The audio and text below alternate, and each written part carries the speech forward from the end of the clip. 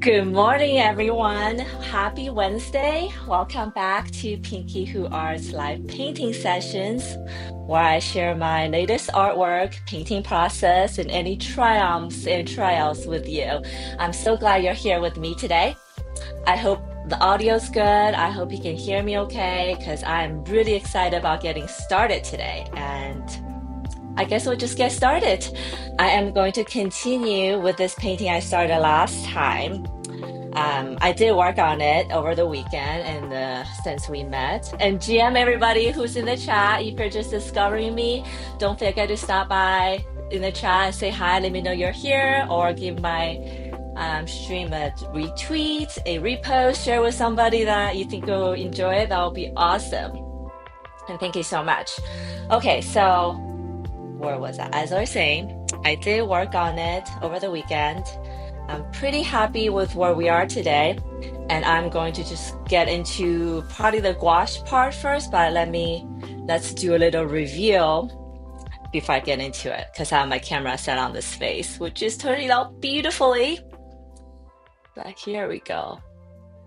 I worked on the hand for sure. So today I need to work on my nail polish colors to give that like elegant finished pop. Thank you, Trevor. Yes, it really helps, especially when I have this awesome piece of work I want to show. Worked on her body a little bit. I probably have to go back and darken some of these areas. Little orbit here trying to climb up. I'm gonna work on that today. But yeah, and there's one here to try to catch the butterfly. Worked on the net. So yeah, I am really happy with where it is today, and I'm so excited about possibly finishing it today because I feel like I'm close. I might be able to, and if not, it might be 90% there. And you guys see the final result in my other videos and whatnot. Okay, well, let me, oops, I didn't even set it on the big screen. Let's get started. Um, okay, so let's do this again so you can see a little bit better. I'm really happy with this color palette that's coming out because I don't know if I share, but when I laid everything out last time and I tried like a new technique, I don't know if you guys remember, instead of me stretching the paper first, I didn't. I just went ahead with a super wet wash on top. Um, I can say that um, I guess the conclusion is that stretching paper is still necessary. However, I'm weighing in on the time that needs versus the time that I could gain back, because I know that I can also do the stretching post artwork when I'm done. But the fact that I didn't have spent 2 days ahead of my artwork to get the stretching done was selling point for me. So I think that's probably what I'm gonna do going forward. Unless I work on a thinner piece of paper, then stretching definitely helps. I have find out. Hi, Case Works. Hi, welcome and thank you so much. I know, Trevor, the word stunning kept on creeping in when I'm trying to like think about how this piece is going. And I mean, I'm really happy with it. I think I mentioned it in my tweet that I might have even surprised myself because I did not expect this piece turning out to be the way it did. But absolutely delighted that it is, because I think the limited palette is actually a strength um, instead of a negative like I originally worried about. So yeah, I'm excited. Let's just get started. And don't forget to hit that follow and subscribe button if you're here. Okay, so I'm going to start working on my gouache paint today. And that means I'm going to do a little bit mixing. So bear with me here. I'm going to start with this little guy here. And I think she's going to be a little purplish. A little inside, I try to make these orbits to be in the same color as the surrounding, because I while I want them to differentiate, I don't want them to pop out too much like a sticker on like a sticker slapped on some watercolor, right?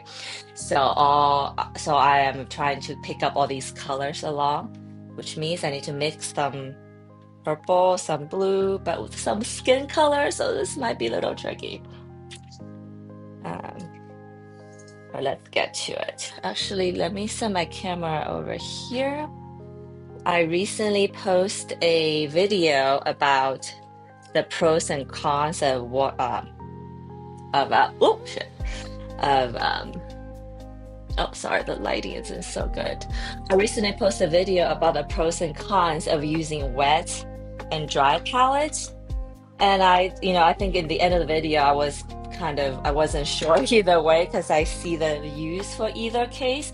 But today I have both of them out. I have my wet palette out and my dry palette because I think the best way is actually a combination of them.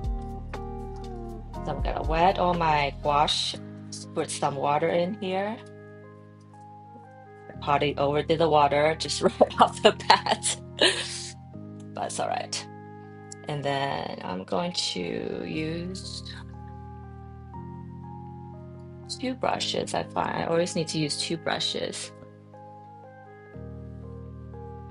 Yeah, medium and a small. I don't think I'll get to the big one today. Yeah.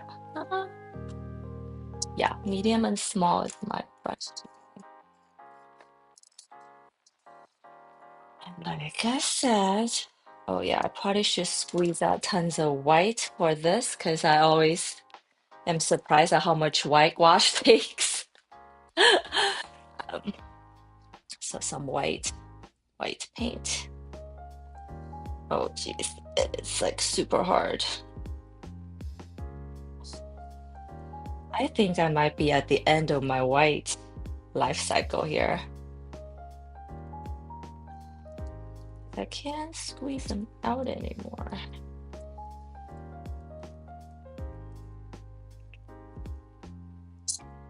So this week went by really fast. I don't know about you guys, but I just can't believe school is starting for kids next week. And yeah, I can't believe it. Can't believe how summer just came and went. So how was you guys this weekend? I'm using my palette and I've tried to squeeze some of it out. Ay, ay, ay. Okay, I think this is like the end of the. I cannot. Oh, wait. Can I squeeze one out? Nope. That's unfortunate. Okay.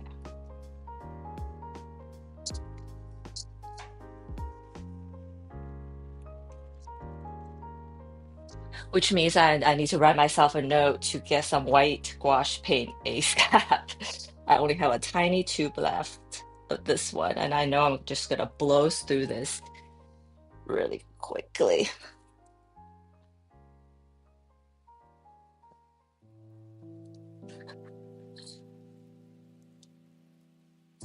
Graphic said he's had a tiring week. Tiring good or tiring bad, I guess. I think that also makes a difference in my mind. But the way you said it seems to be not so good.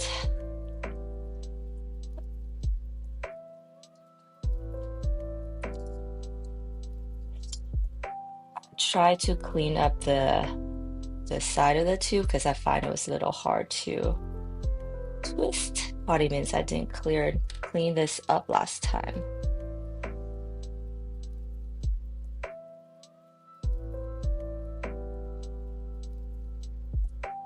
Eek. Okay. My itty bitty gouache paint. Here you go.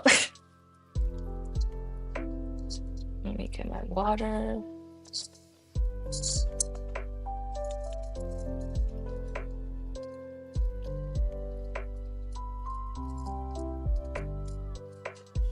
One of these days I'll get more organized. So I'm gonna mix the white. Let's see.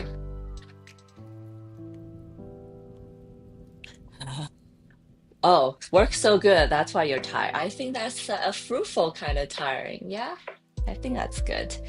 Okay, so I think I said I'm gonna do a blue, right? So let's mix a little bit of this brush up blue. Again, I'm trying to get that creamy texture is what I'm trying. And don't worry that I'm messing up this color because I don't really have a whole lot of paint out in each. And I always, mix sometimes on top of it. So I always, almost always mess up the color eventually. But I'm not too worried because then I can always clean it and I have a fresh batch. Like here, like I used it up and it was red and then turned to orange and then turned to yellow. Okay, I'm getting a little bit blue.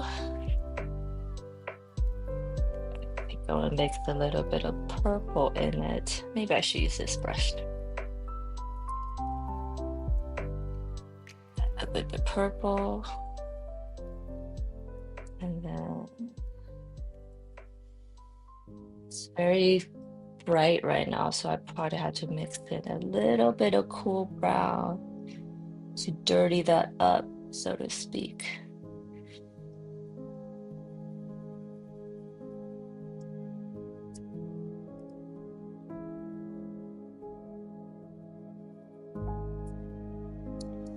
Okay, is it bright, pretty color I want, or is it too dark still? I think it's too dark. Some more brown.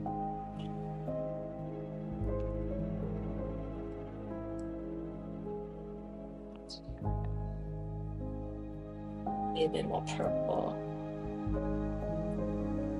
I think it's, yeah, I'm pretty sure it's purple.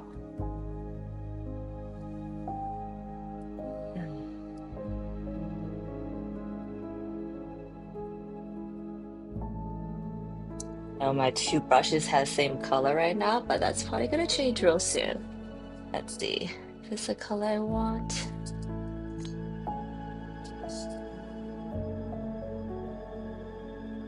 Yeah, so she is in the tone I want, but way darker, so it needs way more. So this is probably gonna be the shadow color. And we're gonna add more white for the main color. Here we go.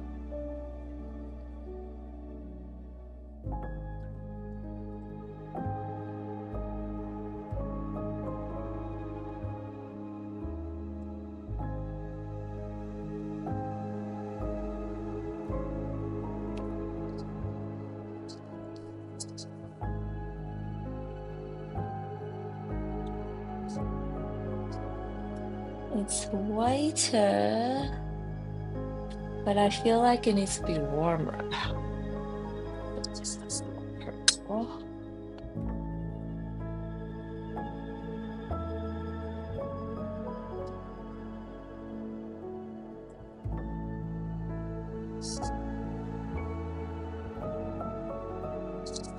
And add a little bit of brown to it. Okay, that's better. So what I did was I just added more cool brown. Just keep adding cool brown to make your color more dull, the dusty. I always think I'm starting to find that in my paintings, when the color gets dull, it's actually a good thing because that is what I want, believe it or not.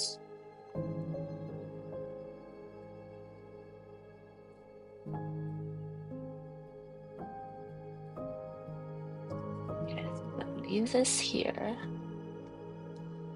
Oh, hi, Omar. Wonder appears. Is Wonder here? Oh, did she reappear and left? Hello, Wonder. It's been a minute. Welcome. Missed you last week. Oh, it's so great to see everyone here. I had a feeling that today it's gonna be a good day. And I hold on.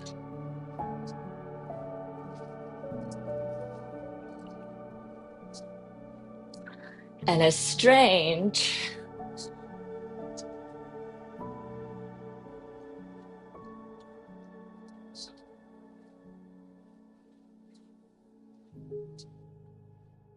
It's strange. I was gonna say that when you guys are here, your presence is definitely felt, and when you're not, your absence is also felt. So, miss everybody, miss you. Yeah, Omar, I haven't seen it in a couple weeks, right? I think I saw you. Oh, maybe I saw you last week.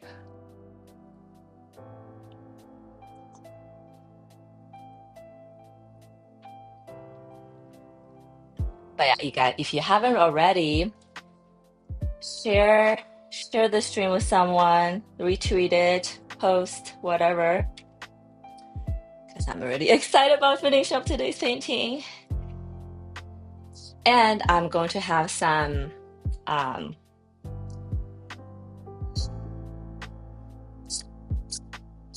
announcement to make, I guess. I am getting ready to release my last collection, the Shell of Self collection. Really getting ready to release a fine art print. And if you're not on my mailing list already, this week might be the week to get on it. Because you'll have a little surprise when it's released. And the link to my mailing list is in the description below. Oh, I know this. Yeah. So basically, this is like turning out way better than I thought, way better than my references. And sometimes you know, um, it's weird. I feel like creativity, being an artist, sometimes is such a like elusive thing you're chasing. Sometimes you get it, sometimes you don't, and you feel like it's all your fault or it's all not your fault. But I also find that I'm just like working something out in my head through my body, and I don't know where it comes from and why it's there. But the only thing I can do is get it out of my head. Okay, anyways. See, I'm stalling because of my first brush of wash is always so nerve-wracking. Okay. All right, here we go. This is gonna be a little blue guy. And I create it to blue? But it is my mid-tone though, so maybe that's okay.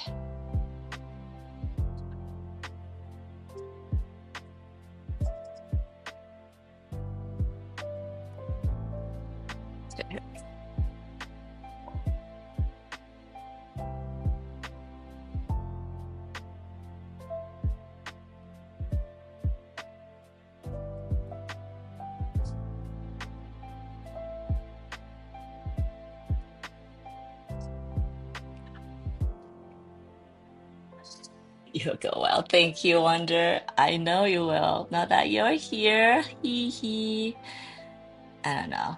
I feel like because you're like one of my first um stream audience, when you're here, I just feel more safe. It's weird. Not to say that you have to be here all the time, but I just know when Wonder's here, it's like my wet blanket is here.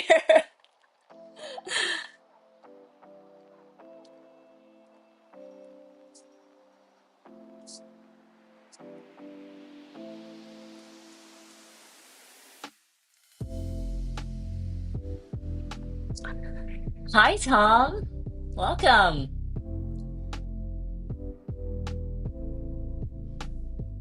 I messaged you. You haven't replied. But yeah, Tom shared a oil painting. I think it was all with me last week, and he was so hard on himself about it. And I looked at painting. I was like, "This is great." I don't know what, why is that? Why were you so hard on yourself? Um, oh, wonder. This blue reminds me of Yin Ming blue. Oh yeah, kind of, huh?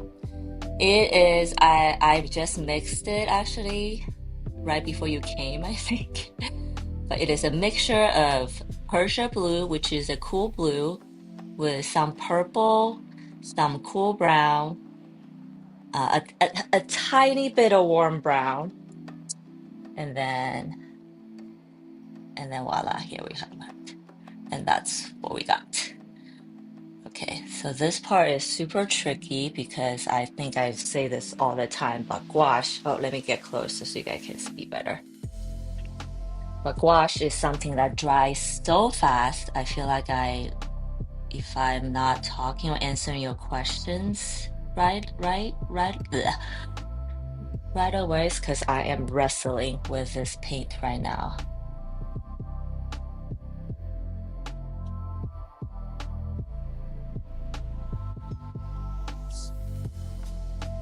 Yeah, I wanted to mix a dusty blue because the surrounding is pretty muted, and I feel like this is already going a little bit too bright.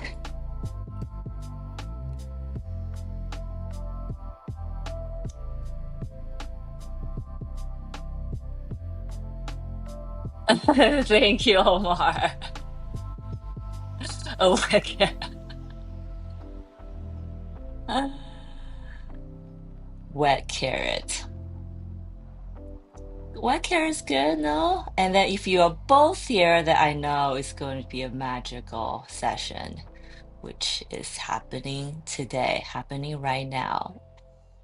And hey, uh, modern, graphic modern. No offense here, but I feel like women just brings a comfort into people's lives. I don't know if men quite have the same impact, but I say it with all the love and care and kindness in my heart. Not to put men down. It's just, it is what it is. We all have our roles in life, and that's how I feel.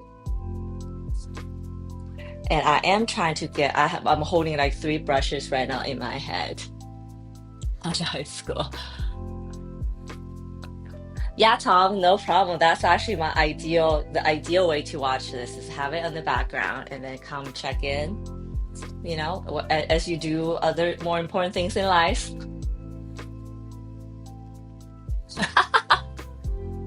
Hi, Lute, how are you? Happy summer. So I did pretty good here. This kind of reminds me of like a palette of a Magritte. I don't know which painting I'm thinking of, but he has a painting that's like dusty blue like this.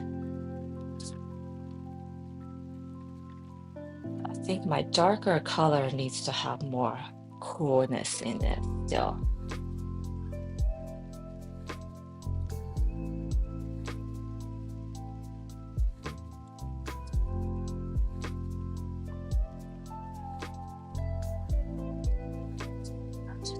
Go over like that.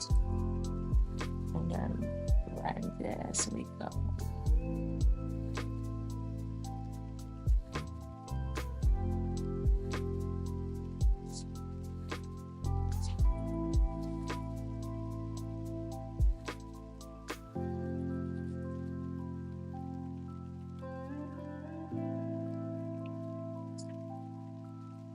So the light is coming kind of from like 12 o'clock down and forward. I'm just saying that so that I remember it. And also, if you attended my past live streams, I always think I can get gouache done faster than I think I always think I can get it done faster than I think I am. So today I was like, I'm gonna give myself enough time to do all this. And then I'm slowly getting to the point where I'm painting like how I would paint my oils in the past.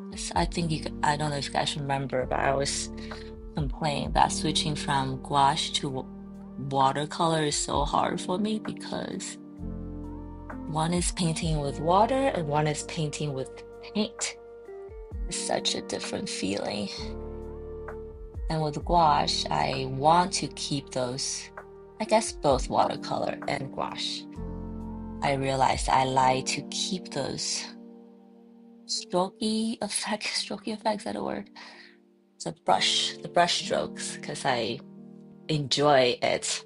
And I think when I artwork, I see art with a lot of brush strokes, it always makes me think it's more real art, quote unquote, than illustration, I guess. And that is I don't think it's right or wrong. I don't even think that makes sense to a lot of people, but that's my personal take. Get a little bit of blue over here and then start blending with some white right away. And I am starting to slowly find out that gouache paint is not like a common paint people use. I don't know why. To the point that like a lot of people haven't even heard of it.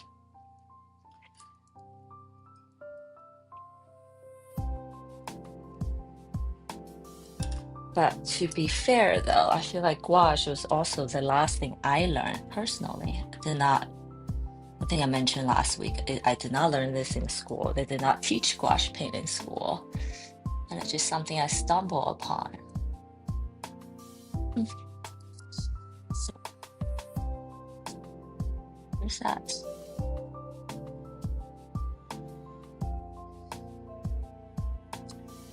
So, Wonder and I, we have talked about this before. It's been retrograding like hardcore for the past couple of weeks.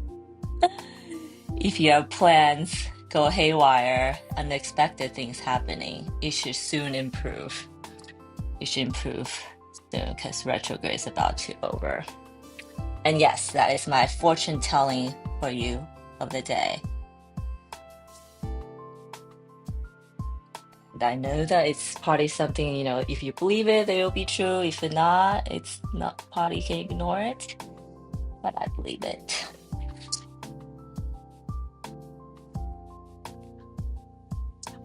No, again, well, it's been Wonder, but it should be over soon though.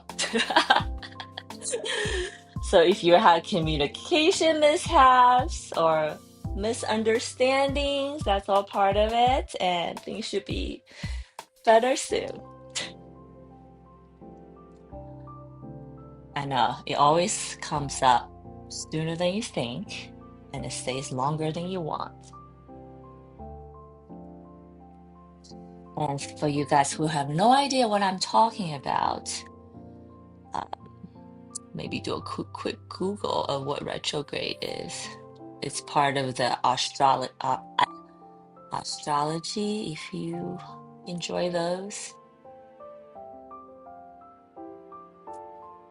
And spiritually, I believe in it. 'Cause, I do believe there's a current of life, things that's beyond our control, that's that works.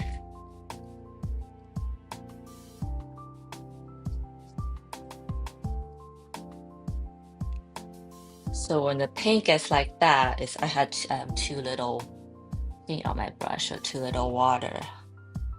So I added a little bit more paint, and I didn't do water this time because I don't want to water it down too much.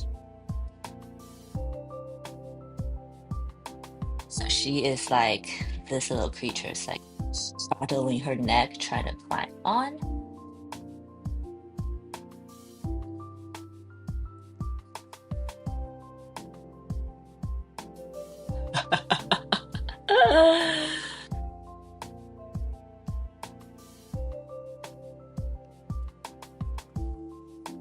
I disagree.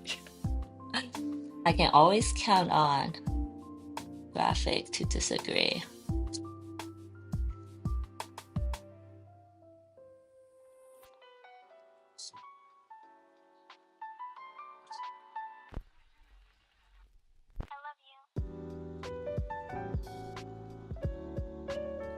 So the back, so the light's coming from this way. So this back is a little darkened, and then behind the leg is part a little darkened.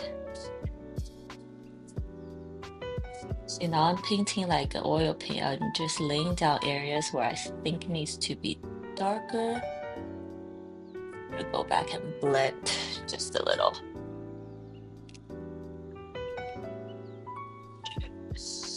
So yeah, hopefully, wonder you'll start feeling better soon.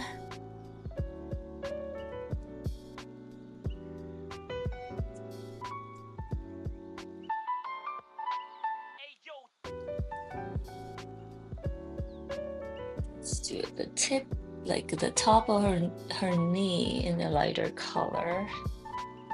Blend with this brush.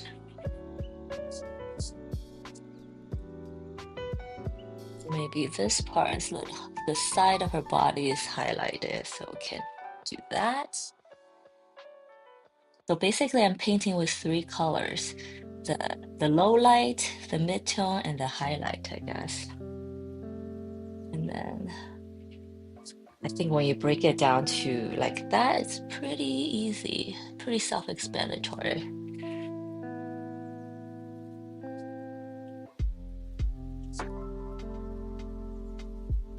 And I think if I do this in Photoshop, this will be the same way I do it. Break down the three: mid-tone, highlight, low light, or low light, which is just a shadow, I guess. Eek.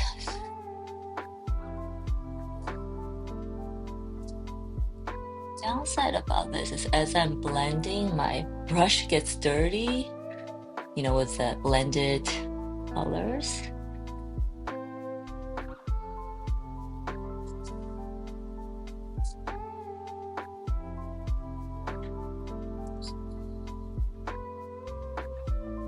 And the shadow of condensed. Pinkerton, no. Lady Pink. Actually, Pinkerton's fine. That wasn't the most hated name.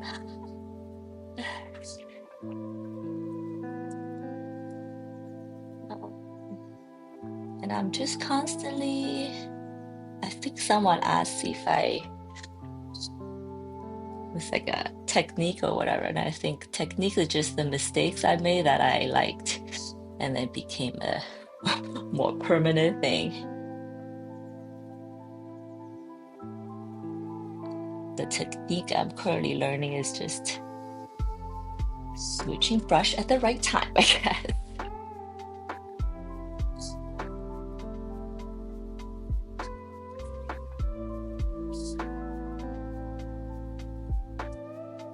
Maybe not afraid of leaving some of the brush strokes. There you go.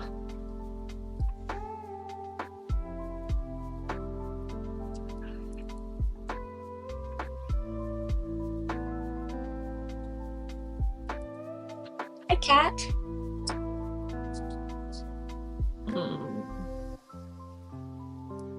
Employing a fourth brush that has no paint or anything on it because I want to do a blend without adding colors. So, and this is part of the brush I need to be very good about keeping clean.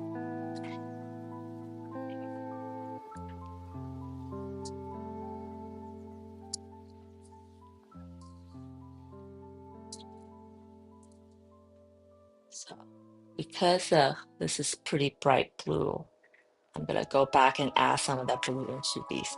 So the order I find the most helpful for me lately is to do my watercolor first, but do it to like 60 to 75% finished, and then do my gouache paint, and then finish the watercolor after I do my gouache. So that I find that in that order it's most cohesive. I kind of, tie in all the things that I should tie in,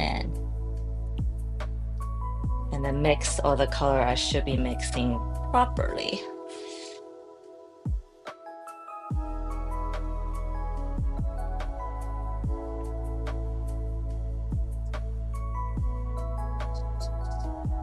I got her body. Let's not do her head.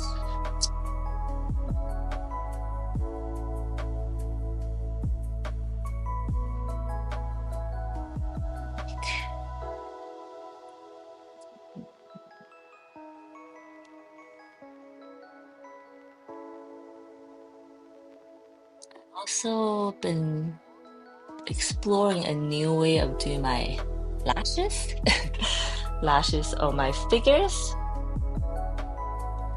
because I feel like some of the past ones probably could,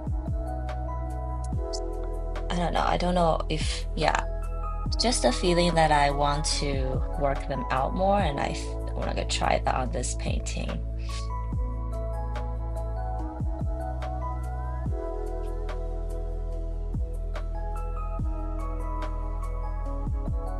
My pencil lines are kind of disappearing in this area, so I'm being very careful.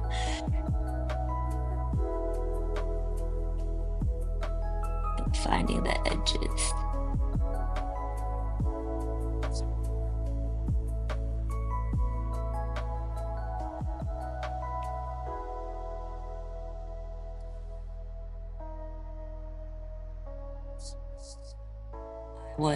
I went to an art festival this weekend. It's one in Park City. It was really awesome, and I learned a bunch about. Before I was, I guess, shy to talk to the artists in those situations, but now this time I went with a mission because I want to find out how that world works. I don't know if anybody has exhibited at an art festival or show, um, but it seems like I think I mentioned it that I want to do it next year. So I'm trying to learn about what's going on and whatnot. Why did I bring this up? There was a reason.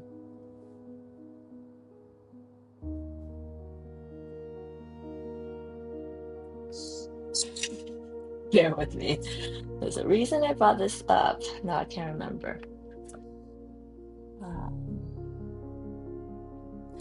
It was I don't know. I feel like my art's been getting better, that I can totally envision myself having a booth in those places. So I'm going to look into that for next year. I think it's probably too late for this year. Most of these shows are in the summer and you had to apply like months in advance. But yeah, wish me good luck, guys.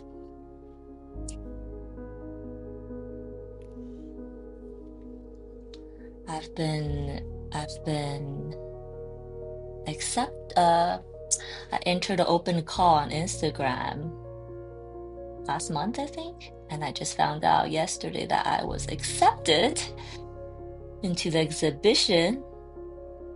So that's super exciting, and I don't know what that means yet. They haven't told us. It is going to be a digital exhibition,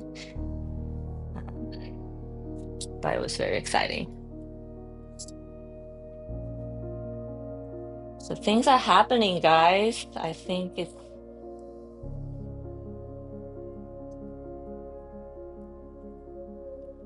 manifest, manifest. Thank you, Wonder. I know. It's one of the things you apply, you like forget about it, and then like because the most of the time you don't hear back. Like this is not my first time applying, and not the last time I get rejected. Because the most time you apply, you just kind of forget about it. But this time, I got a call back, so to speak. And that was exciting.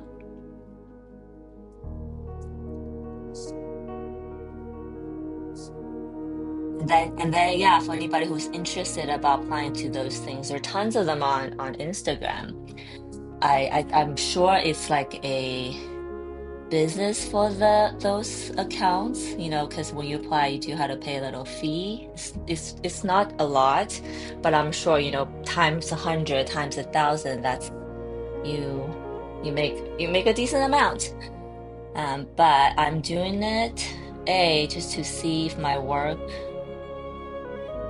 is liked by others, because you can't sell work if people don't like it, right? And then second was just to get used to this is gonna sound funny, but just get used to the feeling of being rejected so that you stop giving a shit about it. And that's kind of is part of this journey. So apply, just get it out there.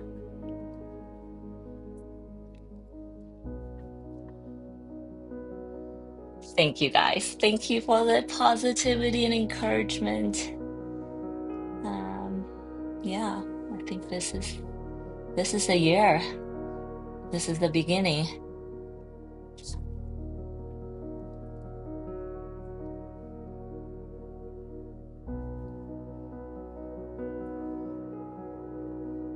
I joke with people all the time, like every 6 months, and I've said this in like my interviews and spaces and whatnot. Every 6 month, every 6 months or so, I feel like I'm a real artist now. Every 6 months is okay. Now I'm a real artist. So yeah, now I'm like, okay, I think now I'm a real artist. But none of that is true. You are a real artist as long if you do any sort of artwork at all. If you create, if you get an idea out, if you create, if you make something from nothing, then you are a real artist. It's just how far you want to take it, I guess.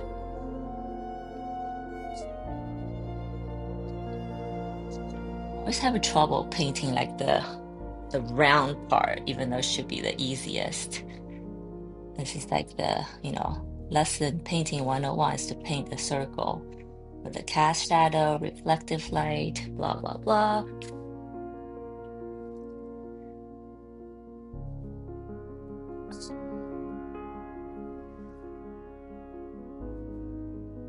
Okay, I'm going to, I think that's good. I don't want to overdo it either because, like I said, it's always one of those things you come back to and you're like, oh yeah, that wasn't too bad. I do like this with a little bit purple in it better though.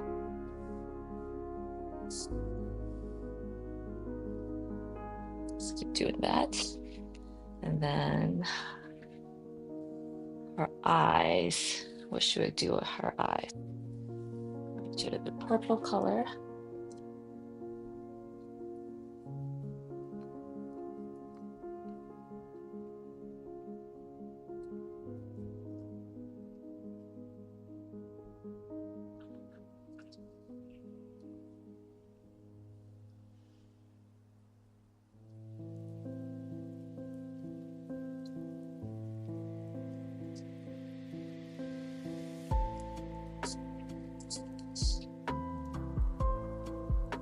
Oh, that's a pretty color. Okay. Problem is, it's still watery right now. My hand is not as shaky today. The last couple of days, few times. It's good. Why my hands were shaking? I'm not sure. I'm not an alcoholic, I swear.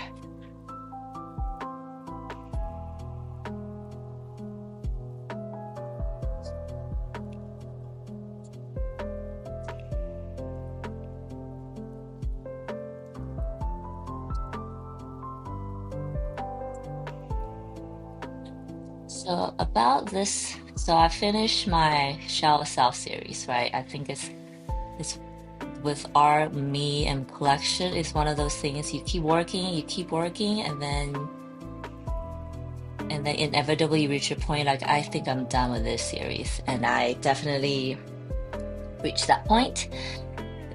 That's why I'm releasing the prints now because I'm done exploring that series. Wait, was this shit? Okay.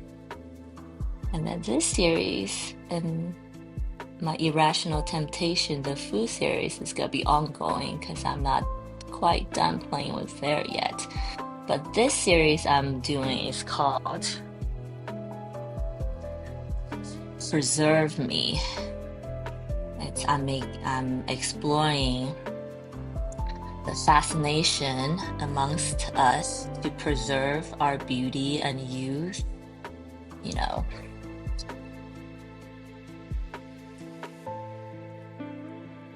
And why that is.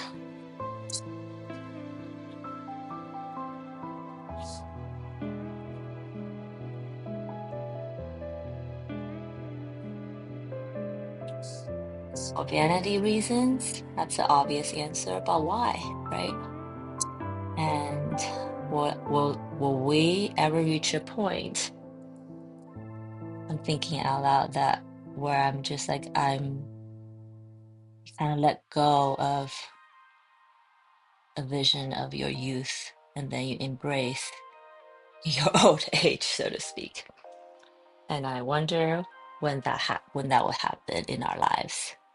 I think some people get there sooner, some people get there later, and some people probably never get to it. I'm curious about why all that is. Sounds good, Wonder. I won't ask any direct questions. But yeah, we have so much, like, I don't know about where you guys live, but where I am, literally everywhere you look, like every shopping center, every billboard, it seems, is an ad for Botox or plastic surgery or wellness, whatever. I think that's our societal obsession, and I'm really curious as to why that is. And I think I want to get into the part, beyond the just the very surface answer, I guess. You want it to look good when you're old. Sure, that's understandable. But then why? Why does that matter? Why are we so defined by our appearances? Nice. I think I did a nice blend there.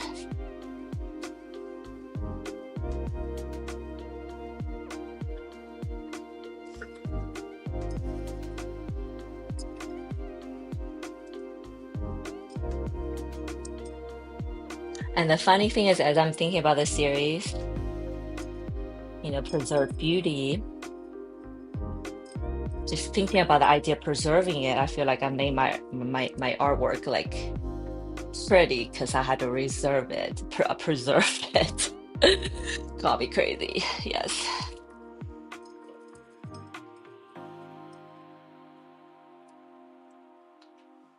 Okay.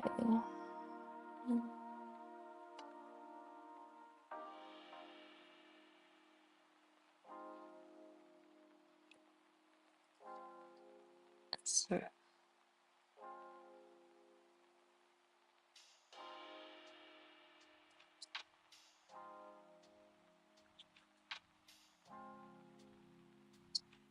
as I'm contemplating this, right? I don't know about you guys, what comes up for you, but as I'm contemplating this about why we want to preserve our beauty and our appearances, I'm wondering if there's this sense that we haven't done enough with our lives, that we're not ready to get old yet, and that preserving our outer shell, our appearances, is a way to preserve the inside of how we feel about ourselves.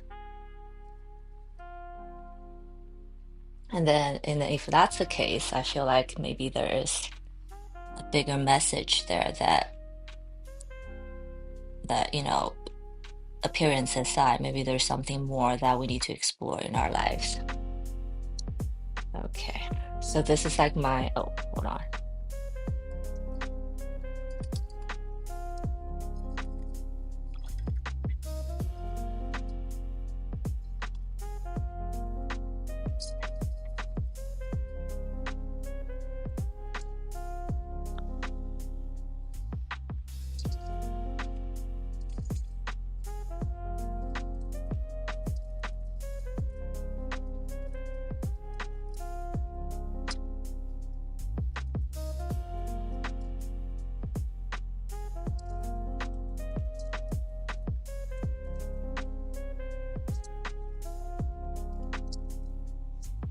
So fun. I have like just a few sable brushes, and I don't want to use them because I don't want to like. It's so funny. It's so silly. I have them. I should use them. I don't know why. I just keep on using my synthetic brushes.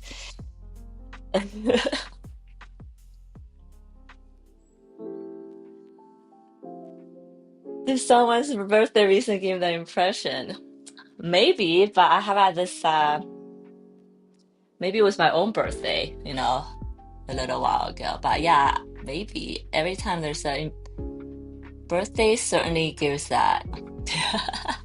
And yes, mind blown still. Um, so this idea popped in my head a few months ago, I guess. I don't know if for all your artists out there, I don't know if you have like a idea book, idea list. I do, and the suggestion I've gotten was that you just put any ideas down, any good, bad, anything you think of down there, right? And then go back to a few months later to see what still resonates. And this collection I'm working on now, it was something that just kept on coming back to me, kept on coming back to me, and that's how I know I need to do it. Because I think a lot of us can relate to this. So I always do a little bit of color in the eyeball area because our eyes are not, the white part of our eyes is not even actually white. It's just a little bit of shadowing.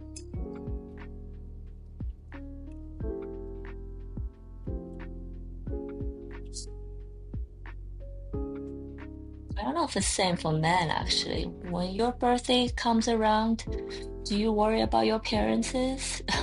Or it's more like maybe you don't. Which will be also very interesting to explore. So please let me know.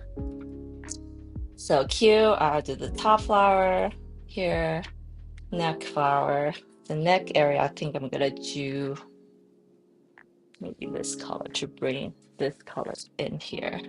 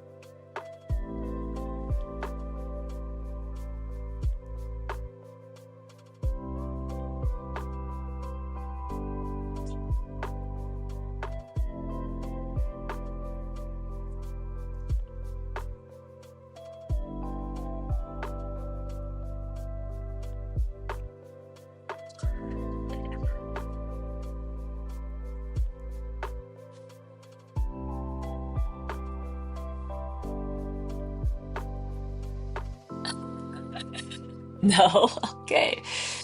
Interesting. Maybe it's a woman thing. And then that gives me a whole new direction to explore, actually. Thanks, Trevor.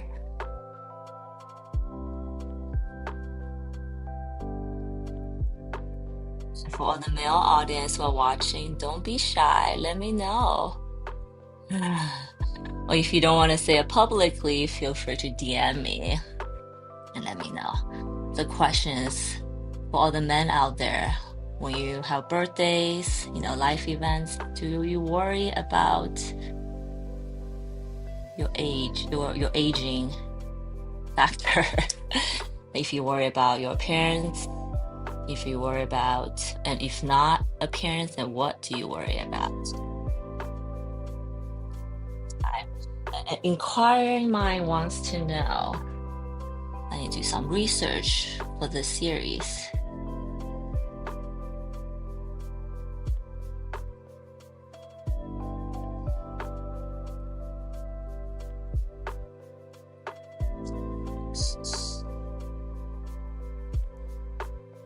I still don't believe you, Trevor, actually. I don't know. I still can't fully accept that. Okay. And then I add a little bit of blue to this yellow, which now is gonna make this green, isn't it? Oh, no, no part.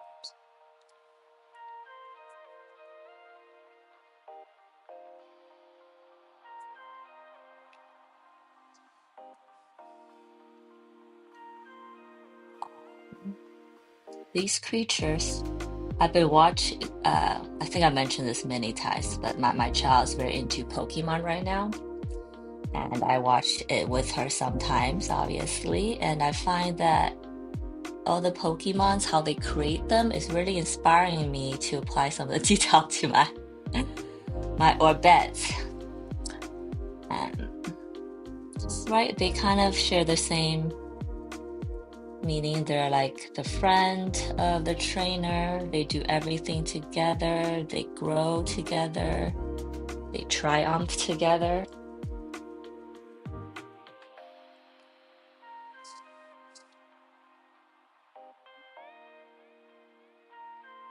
And just like I think that connection with you and something outside of you is interesting to me.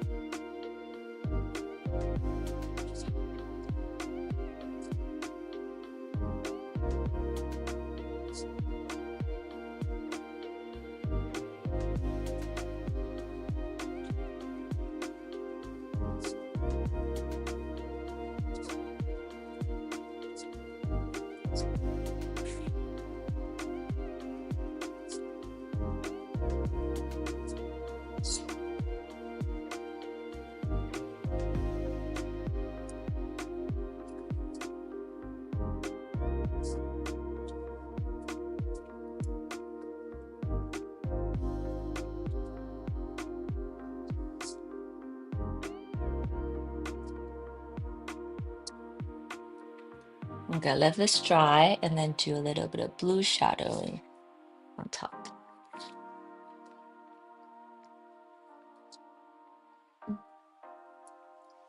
Yeah. Yes.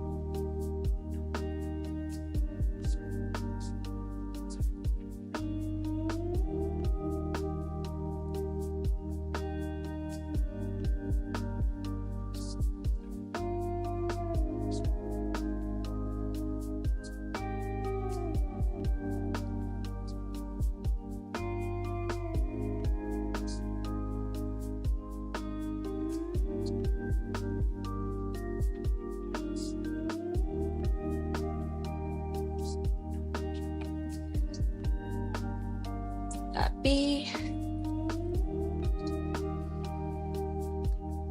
And the thing with gouache is if I don't like this color, I can always go back and cover it, which is awesome. I cannot do that with watercolor. Okay, I think the top, I'm gonna do that really pretty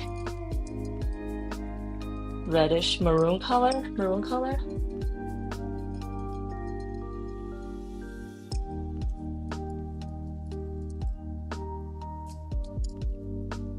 Okay, maroon.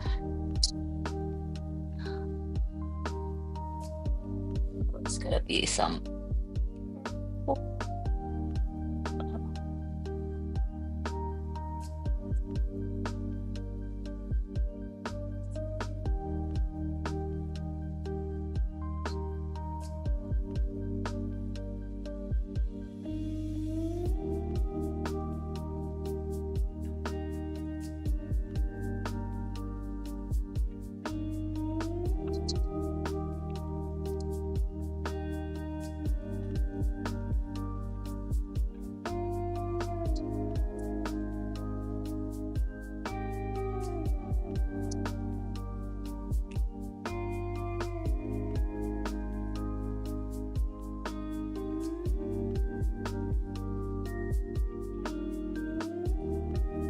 Yeah, so when I mix gouache paint, it's like never the exact same color as a watercolor, so I'm gonna be very mindful of that.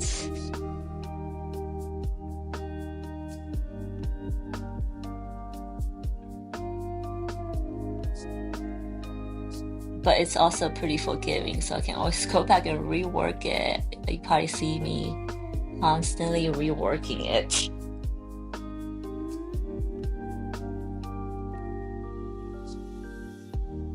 This blue color.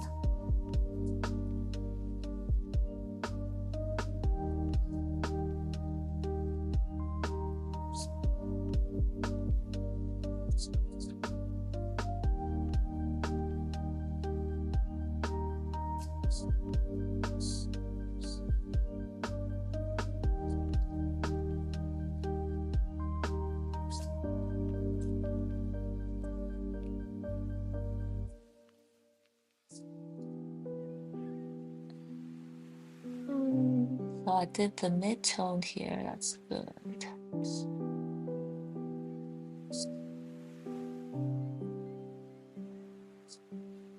Okay.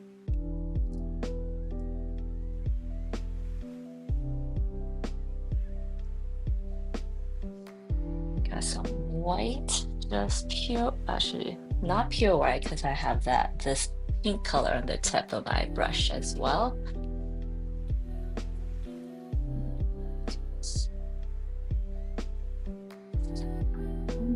I'll pure edge in this white color, and then I'm going to blend.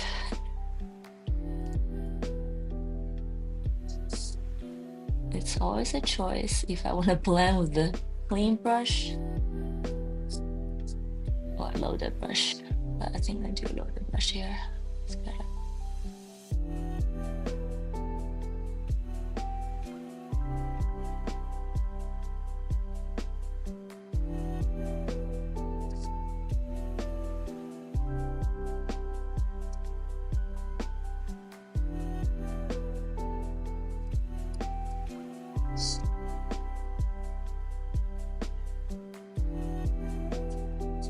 Not the one that's. Thank you, Trevor. I know they are becoming pretty awesome. I think it was a graphic or someone mentioned that I should make plushies out of them. And I might just do that soon, actually.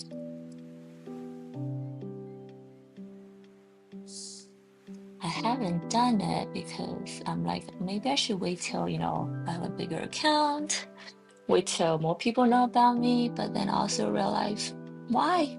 You gotta make it for them to come.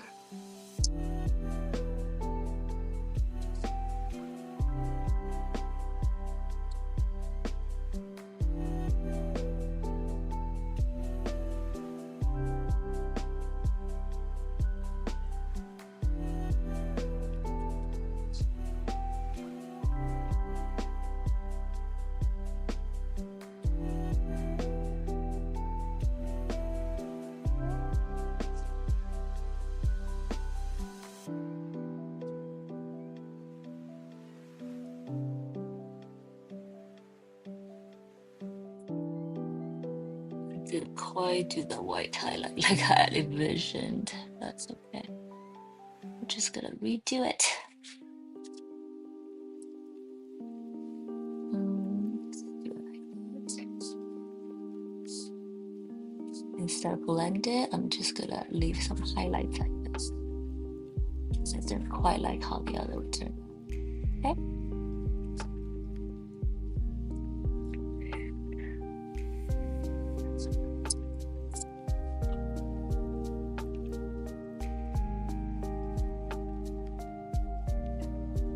Right? I think so.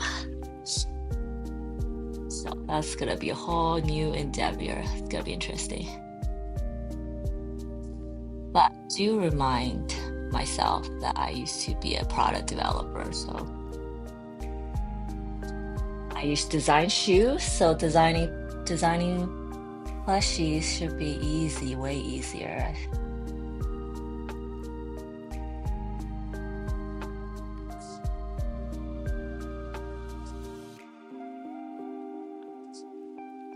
And yes, for those of you who don't know, I used to be a shoe designer for a long time. And then during pandemic, I decided I want to pursue a full-time artist career.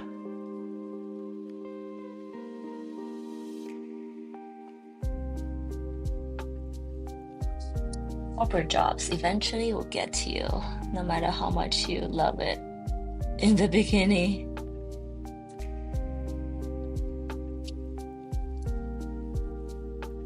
Okay. Alternating between tape blender brush and the flat taper brush. Okay, so let's do the top. I think I want to do this in a slight different color.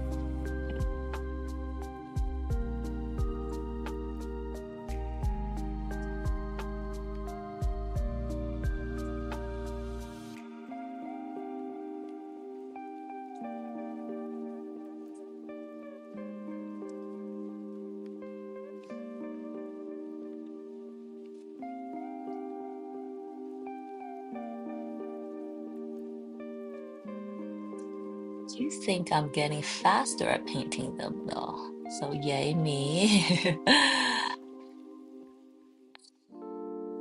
I think the first time I painted or my orbits in gouache life, I think it took me like a couple hours just to get one done.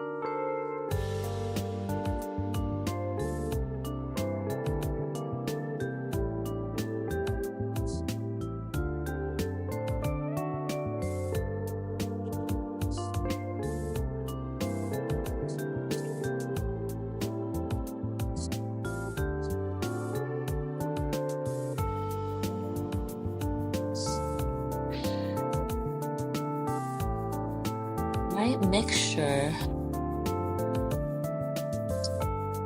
the amount of water in the paint is so important.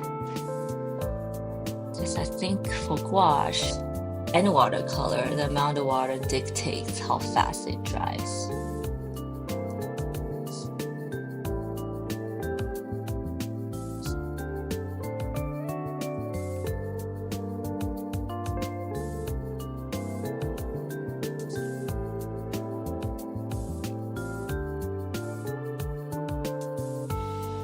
Thank you. Yeah.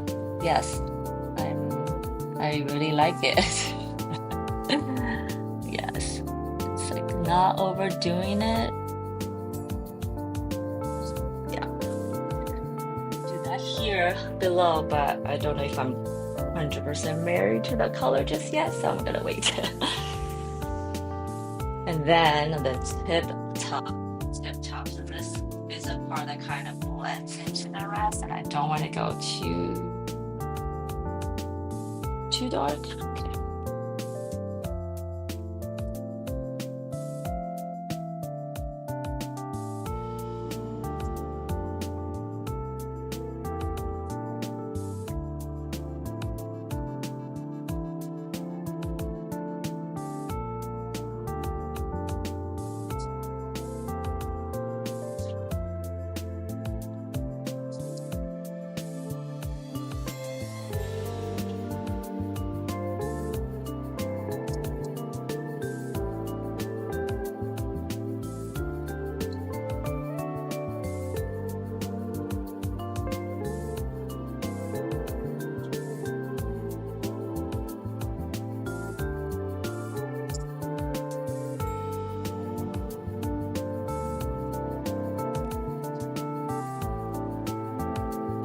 I'm just thinking this part will be so much easier to paint if this is watercolor.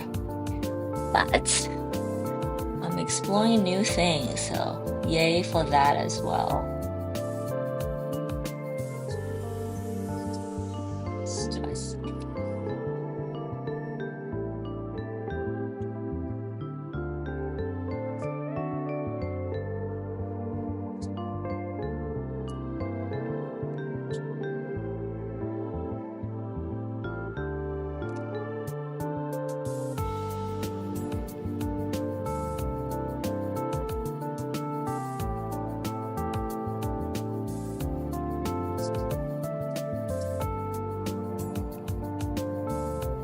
don't always know what my orbits are doing. Sometimes I draw them knowing exactly what they're doing, and then sometimes I'm like, I don't know. I'll figure it out as I go. So this is one of them, I think. She's climbing up her neck. Wants to see what happens. She has a giant flower she's carrying in her back.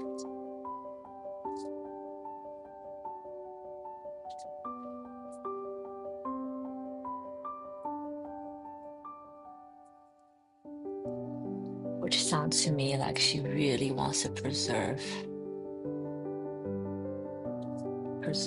this.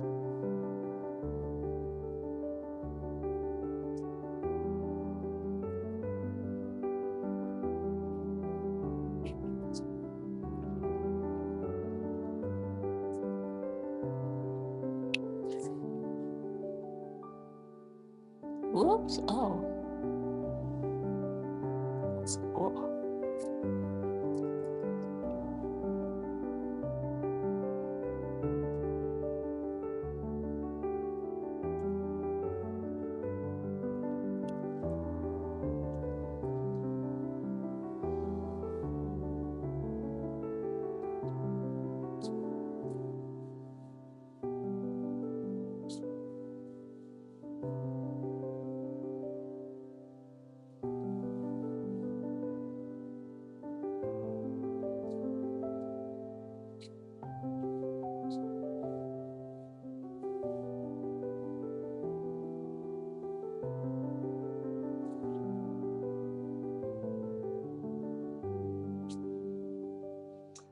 Cool.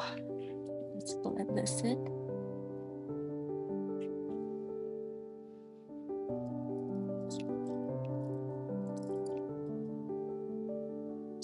Okay. Wow, she is really popping, huh? Definitely need to make this area darker. But cool. I always do the lashes last, so we'll leave that be for now. Always cute. Thank you, Trevor. Okay, so that's creature number one.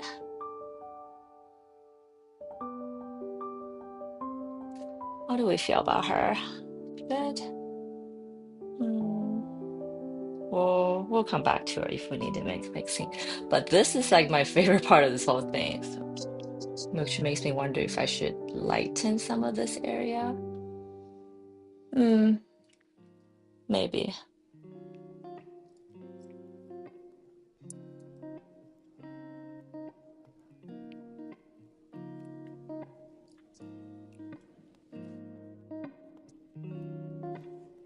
See, I feel like with watercolor, with gouache or any sort of paint-based medium, I have this luxury of working it out on the canvas. This is such a like a a watery layer of gouache. I'm just gonna get it on top of that yellow because I felt like the yellow was too bright. So yeah, I with gouache or any other paint-based medium, I have this luxury of working it out on my paper or my canvas, so to speak. But with watercolors, this is uh, there's much less chance of me being able to do this because I mentioned earlier that with watercolor, you kind of have to start with the finish in mind. Okay, she's muted now. I like her better. So we're gonna go back and work that out. But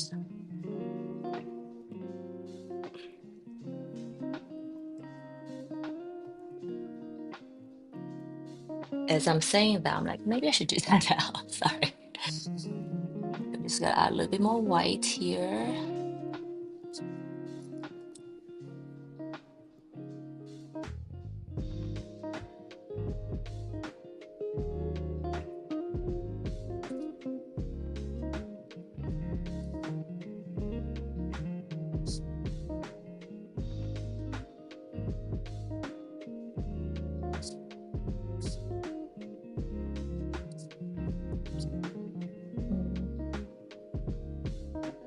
Mm, yeah, I think I had to come back to this.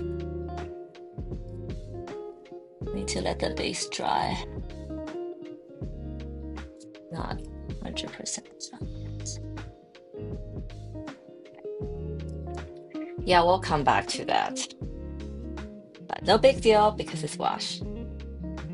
But cute. I like her. And then next, this one's going to be interesting to paint because um, she's holding a mesh net, and I never painted translucent look with gouache, so I'll see how that goes.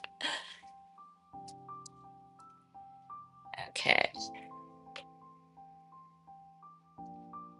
so I'm probably gonna mix a blue that's probably closer to this blue, which was not that blue. Okay, bear with me as I make some paint. So it has some red in it, so I can just use this red.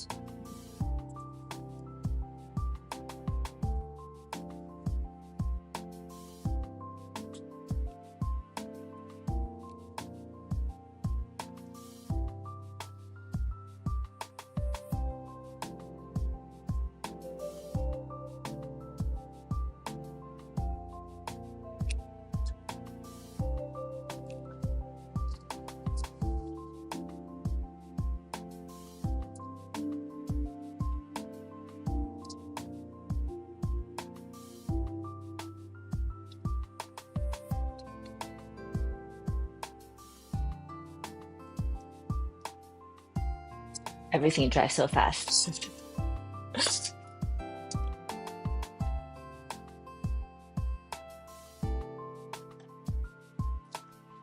Okay, well, it's number 2.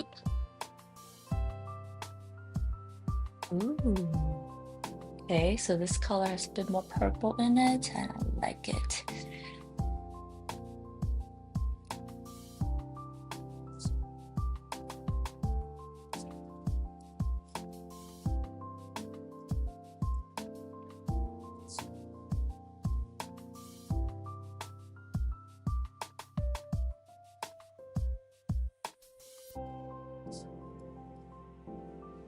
See?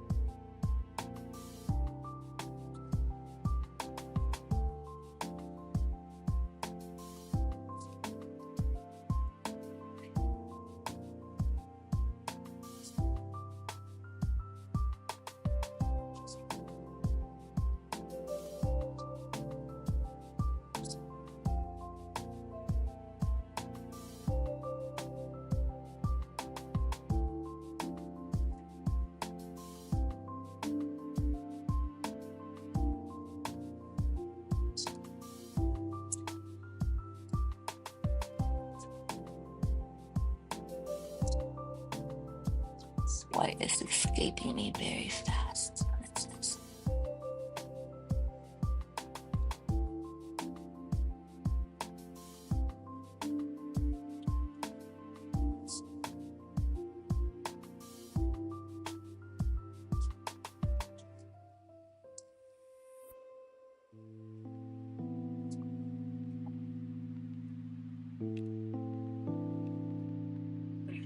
And on this side, it's like hanging on to that petal.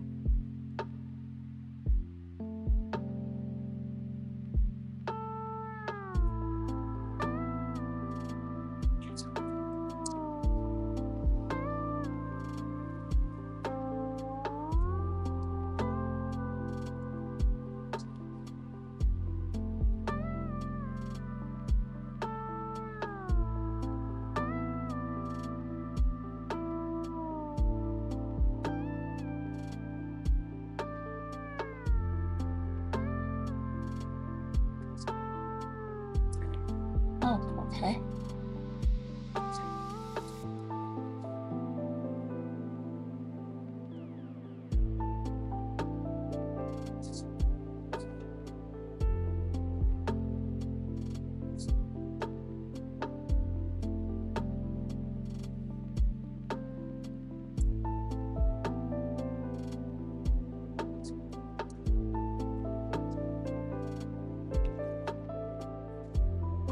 And now the head.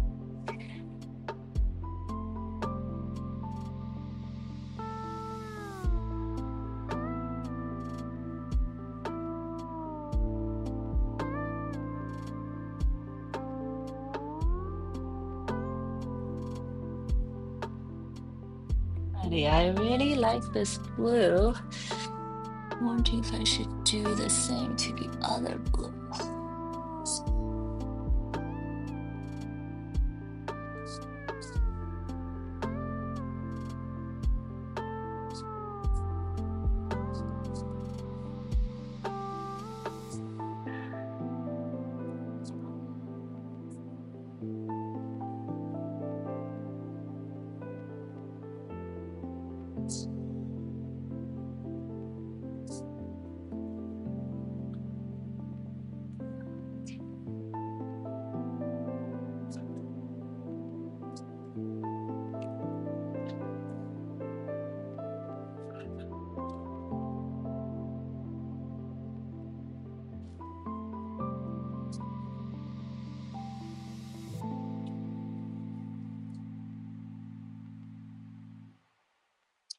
I'm gonna get it like that.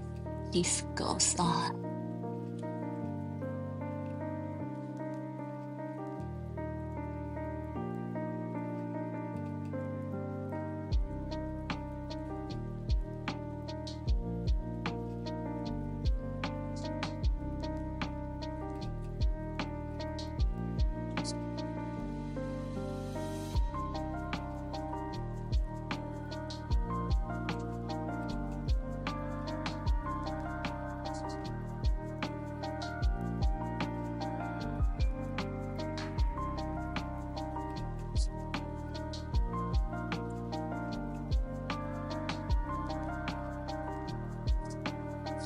Light's coming from this way, so it's supposed to be the side is darker.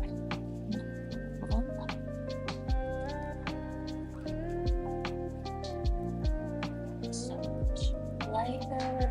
Nope.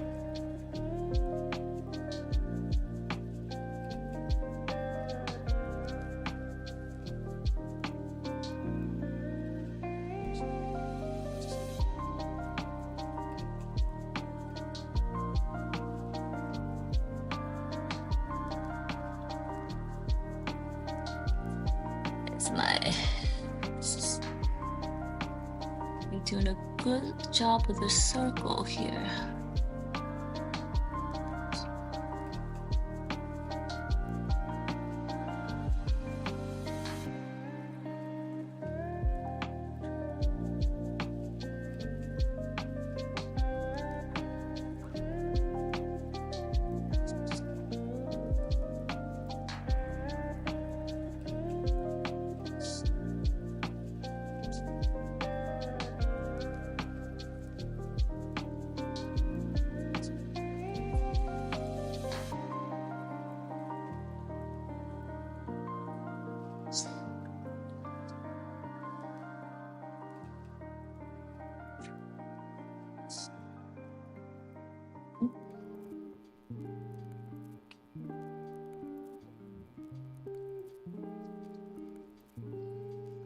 Make this corner darker.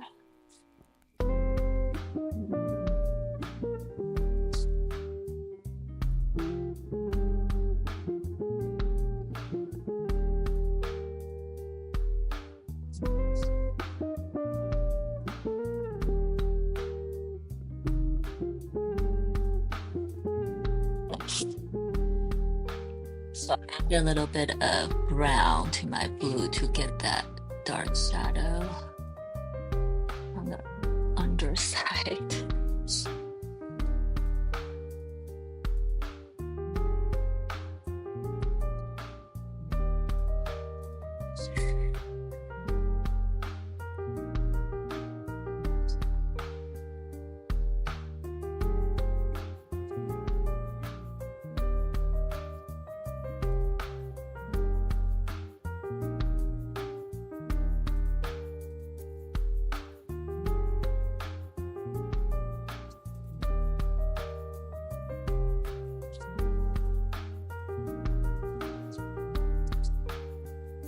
Sometimes painting, all we're trying to do is just preserve light. Isn't that kind of cool?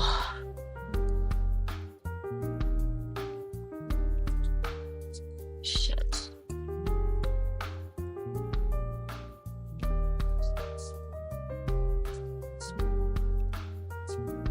Just add a little bit of white and then it's like too much water right away. Let's blend that out with this brush.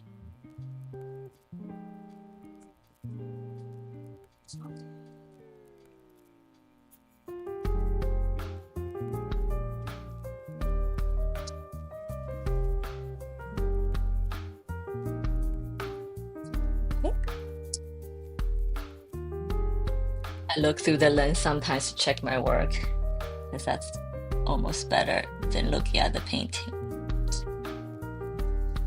Little trick.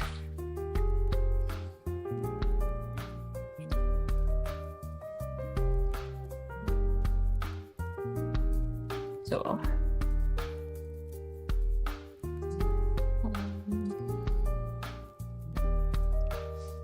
I'm gonna make this.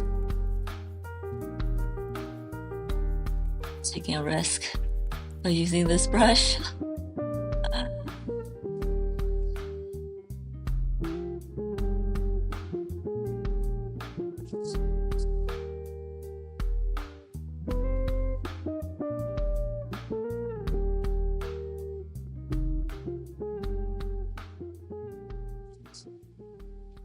Okay, let's see the outline of my face.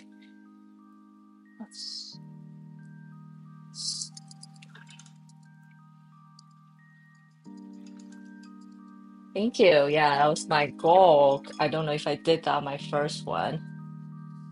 And also realize every time I also go back and rework my first one.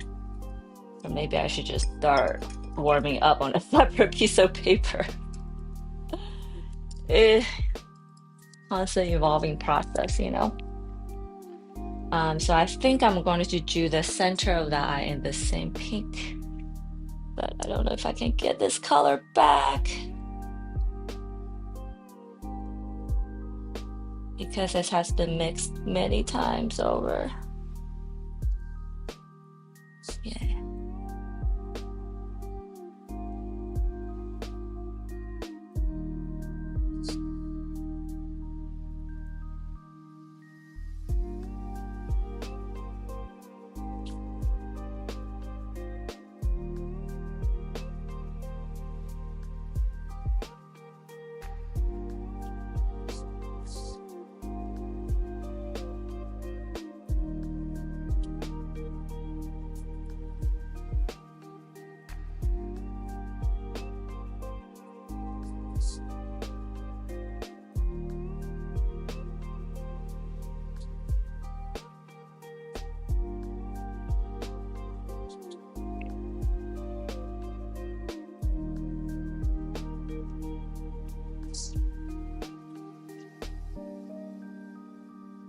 Because these eyeballs are spherical shape, the middle part is always slightly lighter to get that 3D look and feel. I feel like I did a pretty good job on the other one. This one, let's see how it will turn out.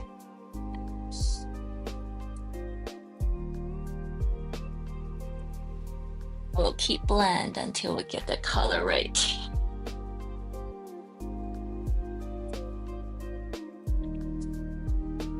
So this is an instance, if I just darken the red and go in, that's not gonna make any difference. So I actually add a little bit of blue to the paint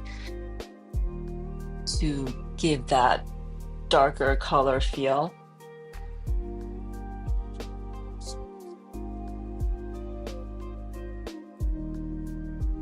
That will blend out just right, I think.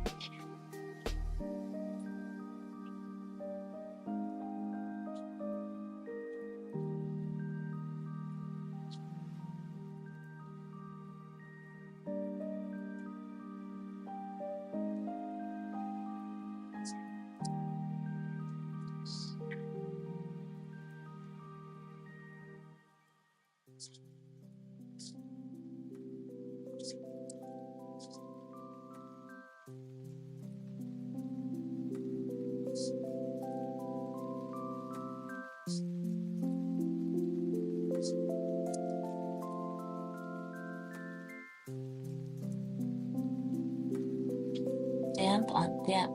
That's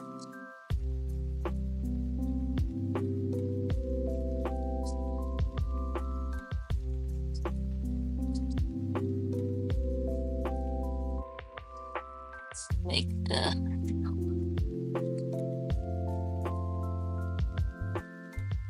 material slightly. See the paint dries so bad.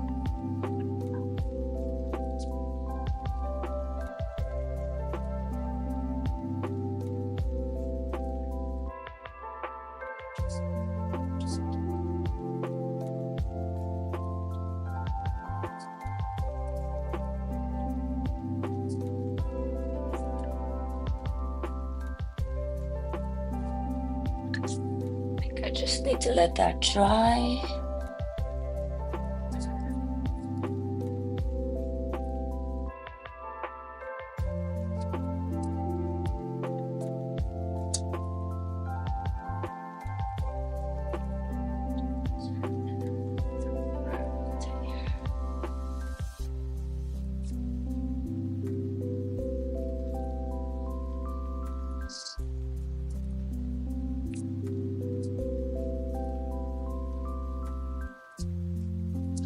Right now, excuse me. Right now, this is just water in the brush. So I'm kind of pushing some of the gouache from the edge to the center.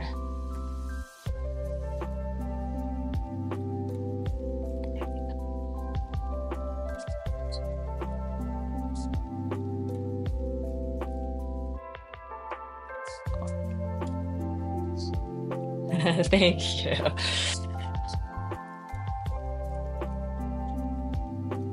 I think some more white on the top of this palm. And I've also been noticing that I've been adding like a disposable thumb to my orb beds. I think that makes them more fun, more realistic, and making some of the things they do possible. Cool. And then cute.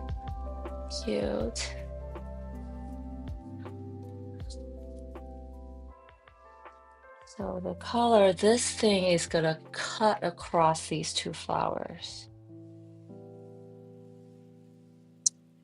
I think I'm gonna make it in, yeah.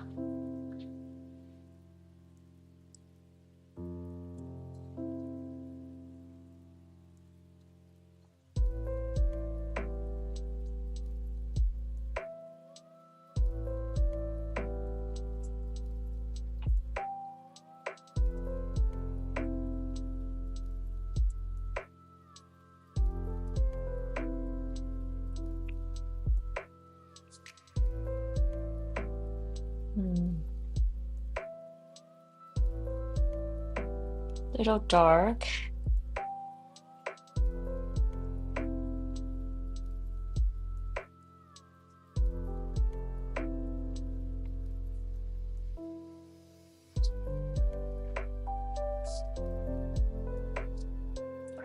Oh, that's a pretty great color.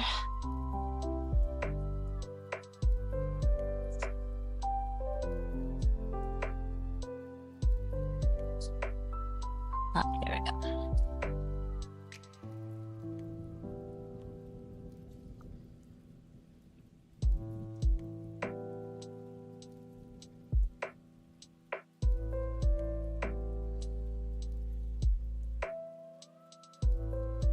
Not to shake.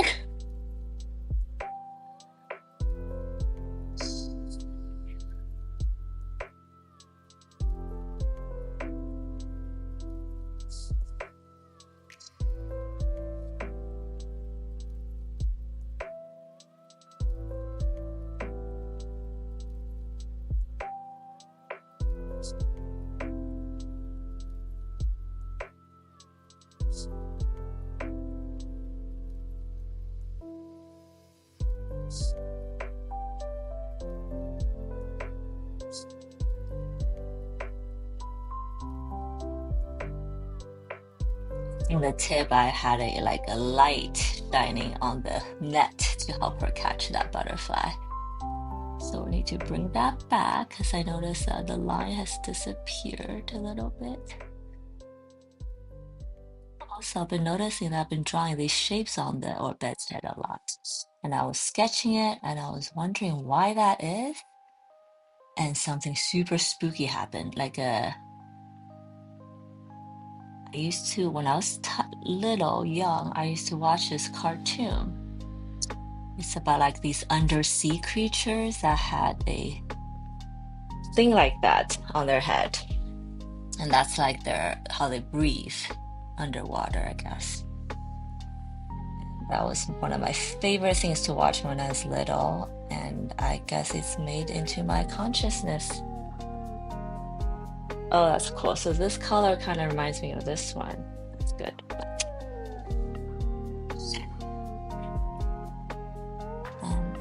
So I'm gonna bring some of the color at the base, but the flower themselves, I'm gonna do a different color. So I mentioned that my childhood cartoons made into my consciousness is that everything we consume, TV we watch, books we read, you just never know when they're gonna make it into your consciousness and tell you to, hello, look at me. Hello, I'm here.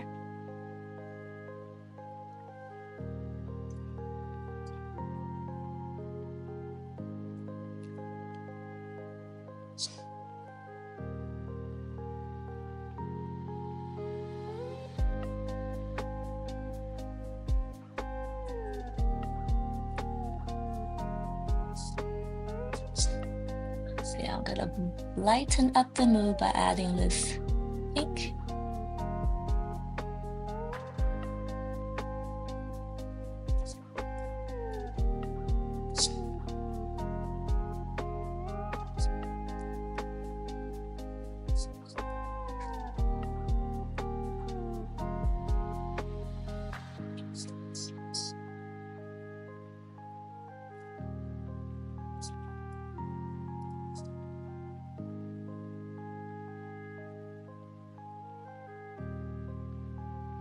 It's pretty amazing how it looks on blend and after blend.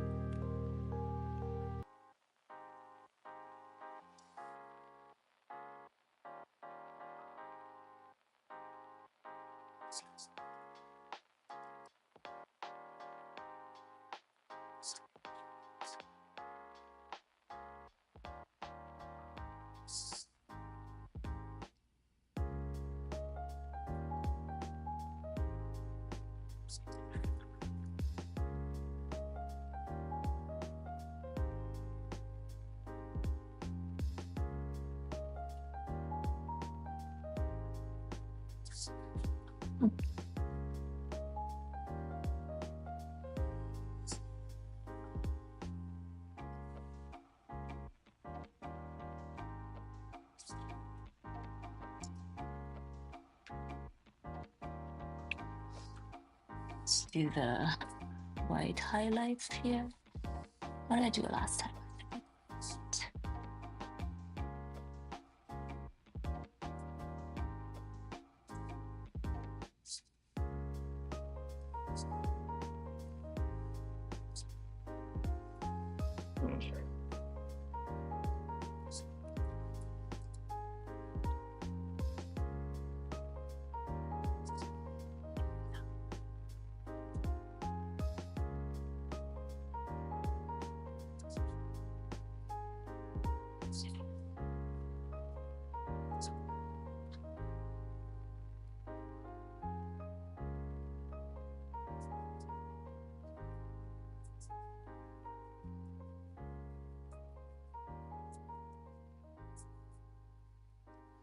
Just grab a tiny bit of blue, use that as my shadow color. Guess I've been using that for all my shadow colors.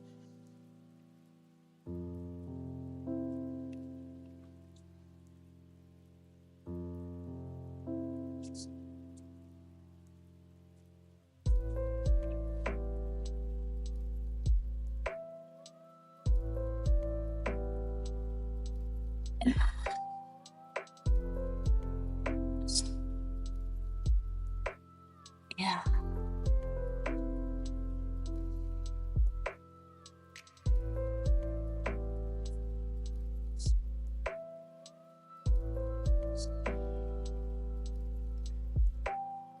So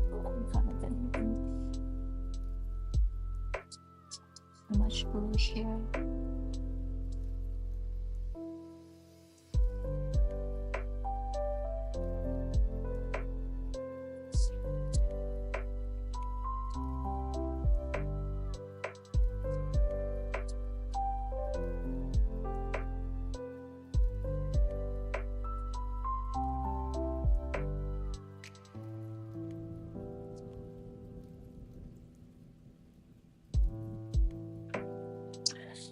I forgot what color I was using. So this will have to do.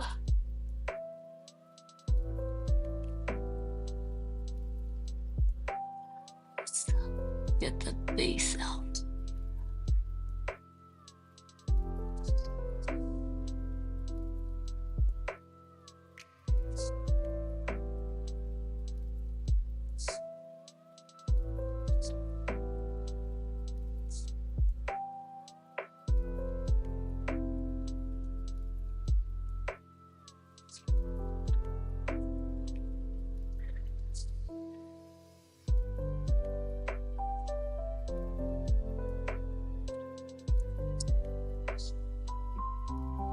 It's too dry for me to have a good judgment.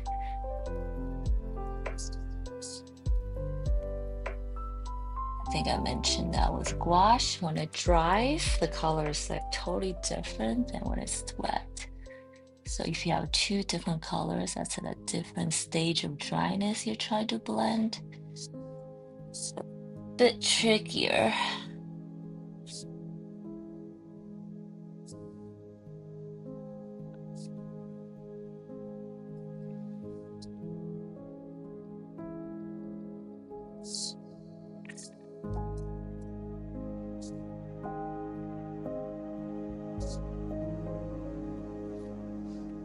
Looks okay for now.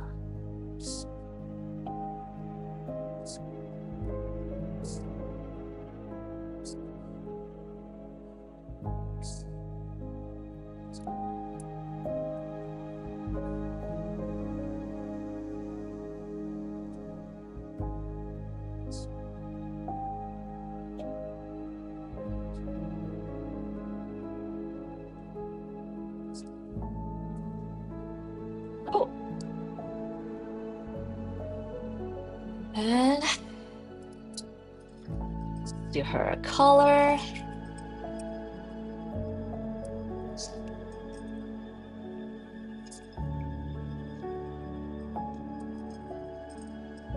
If you guys have any questions about what I'm doing, any concerns, please share with me in the chat.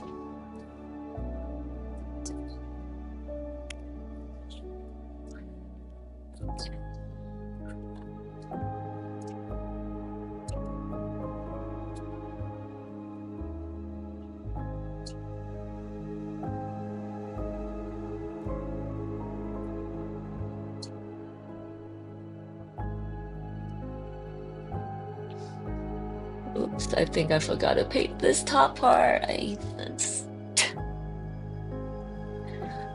Oops. Okay, so this is gonna be tricky. Oh, just the top. I was debating if I should just like not do that and then make that into the background, but then I realized this part goes all the way up, so I need to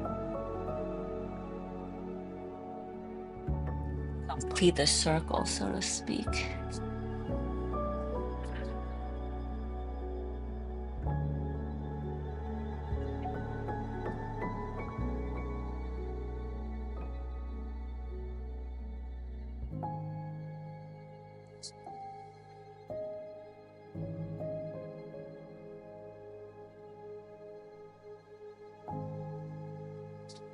Okay.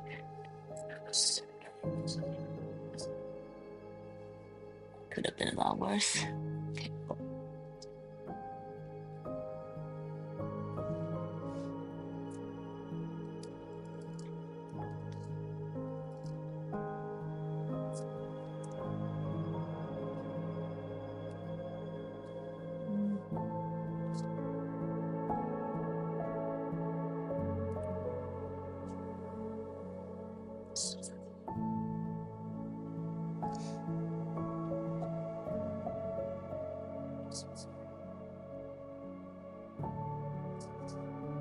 Thank you, Trevor, because I feel like sometimes we're just way too overly critical in our own head.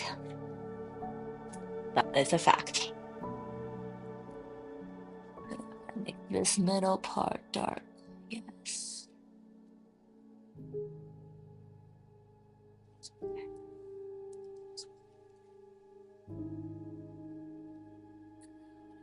Some light yellow at the tip for the lights come out. Okay.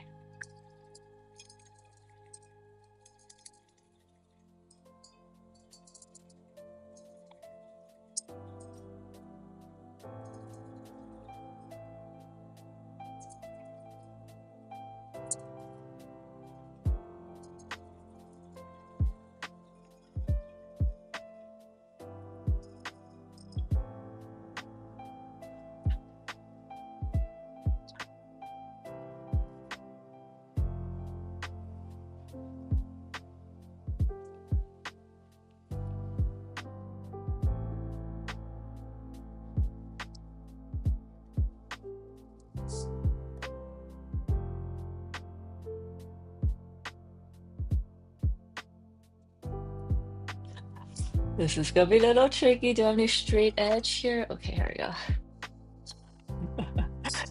Just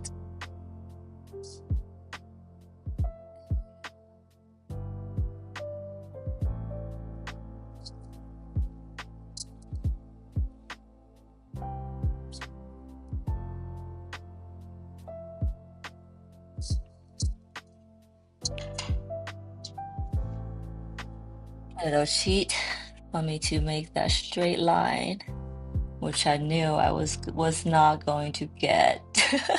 There you go. Okay.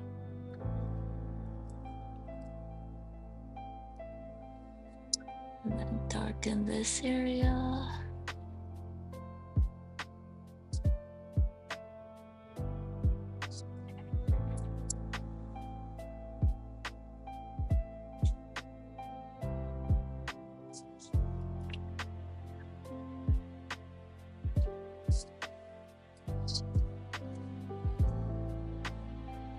Right.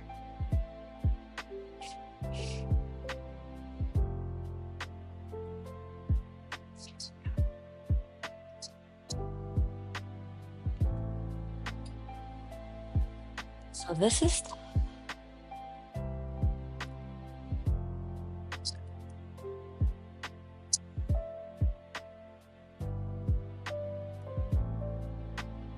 it's gonna be a little tricky part to draw this net. Looks like I was worried about it from the very beginning.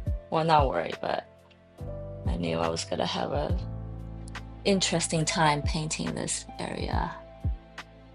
So the net has a frame.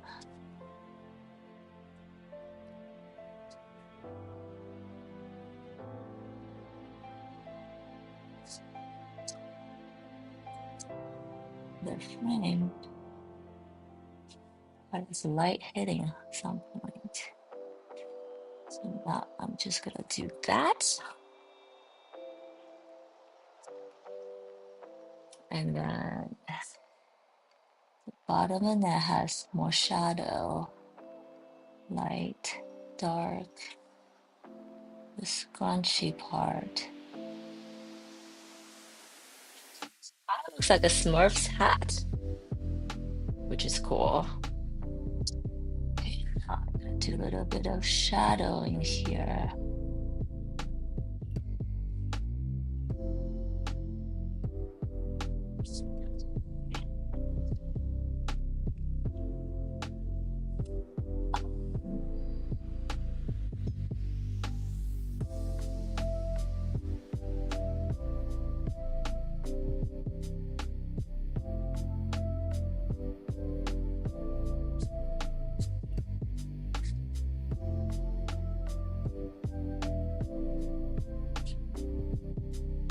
There's quite a different way of achieving this effect, but this is what I'm doing today.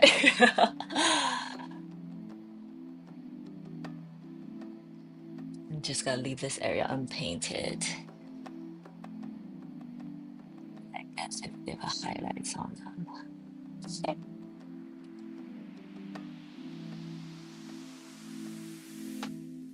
Just grab a little bit of blue. I'm gonna highlight these areas or low light them, push them back.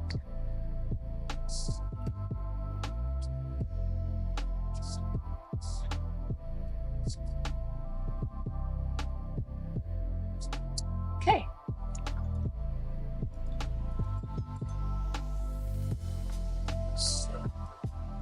And then get a little bit. Ooh. I'll do a little bit petal here. I think I'm gonna make the petal same color as these ones, which is like a pale peach color, I guess.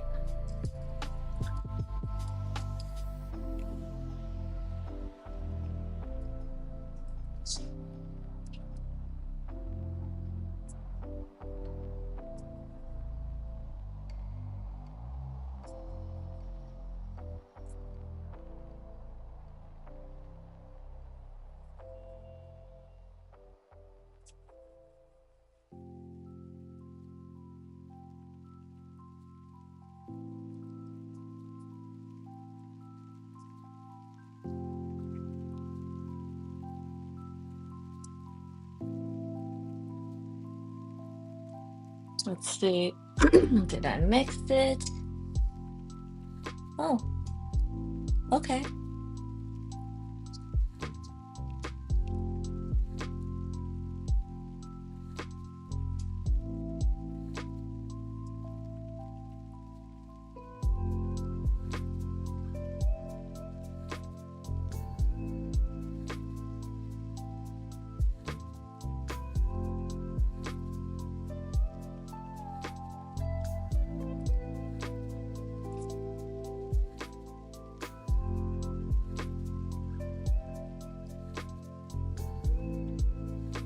And again, the coloring of gouache and watercolor will almost never be exactly the same, so I am doing my best.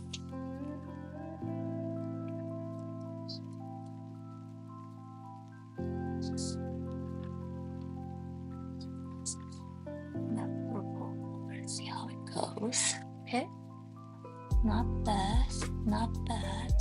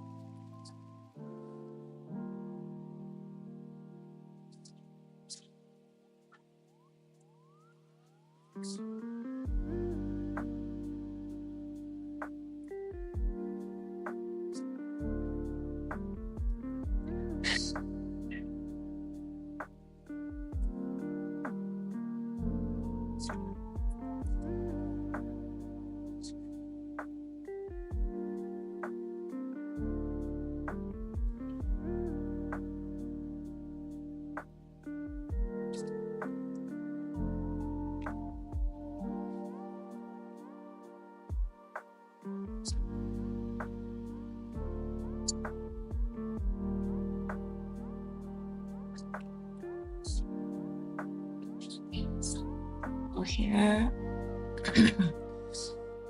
light, maybe some here.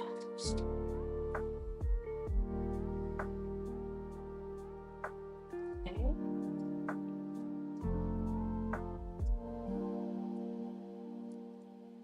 And then do that.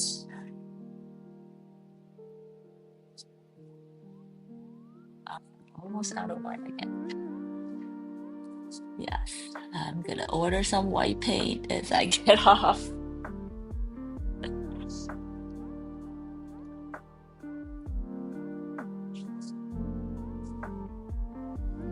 Okay, it's gonna be here and then here.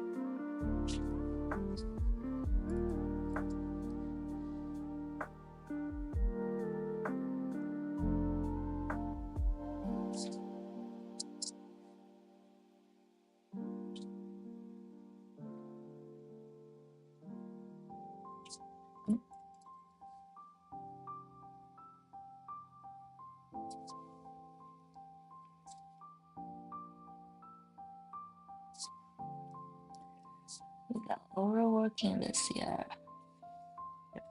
Oh, cool. Okay, I like this base color. I wonder if I should do that here as well.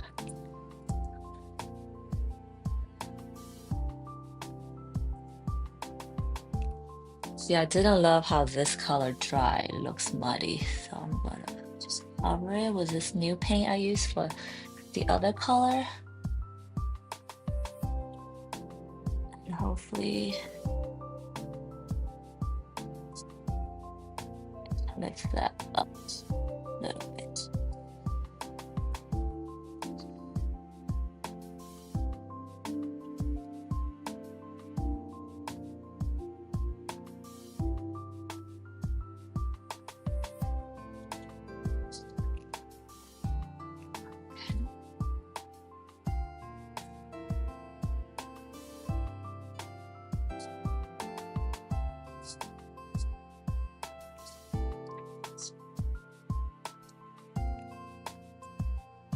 Probably not as fun watching me fix things than creating new shapes.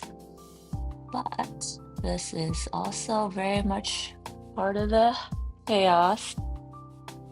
So thanks for bear with me. Bear with me. I'll be done soon.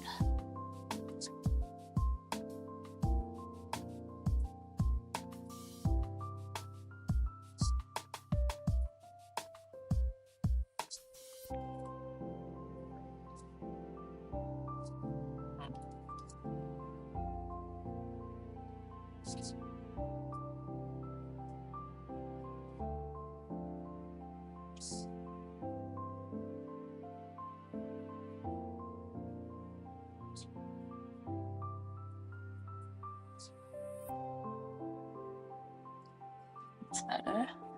Let me go back and highlight it with some white. Cool.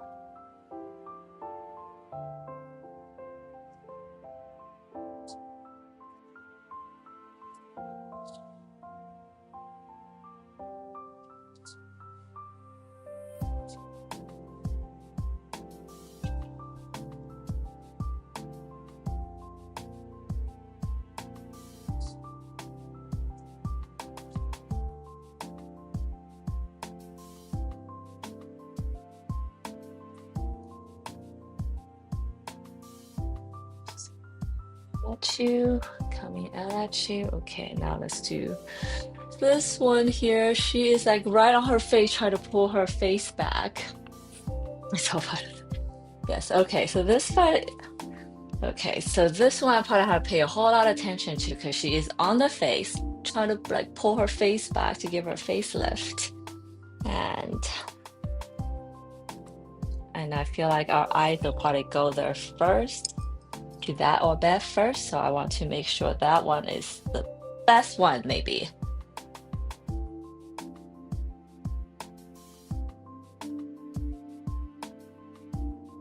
Oh.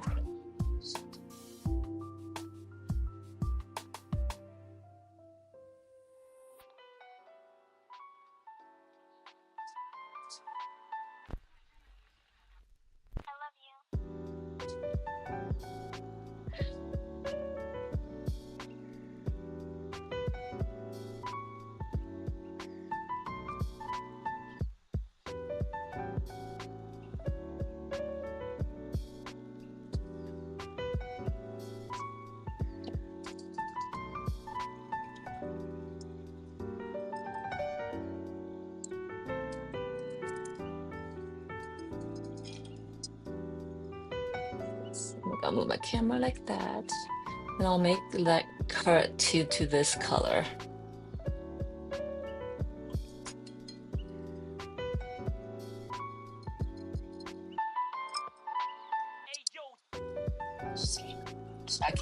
Checking from step back, make sure nothing's popping out like too much, too crazy. Okay.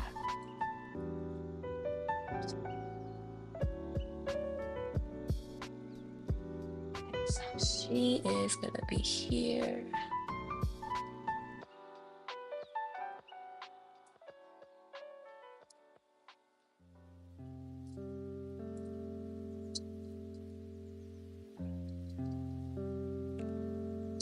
She's gonna be mostly that more light maroon color. Okay.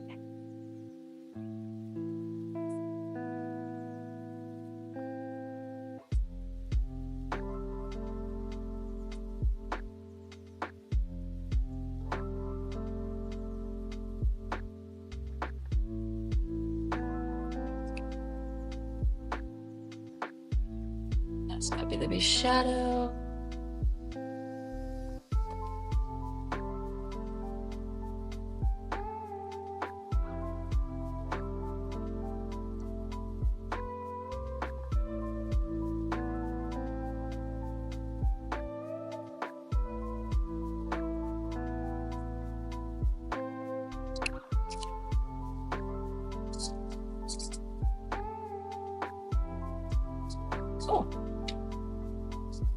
Oh, perfect. And then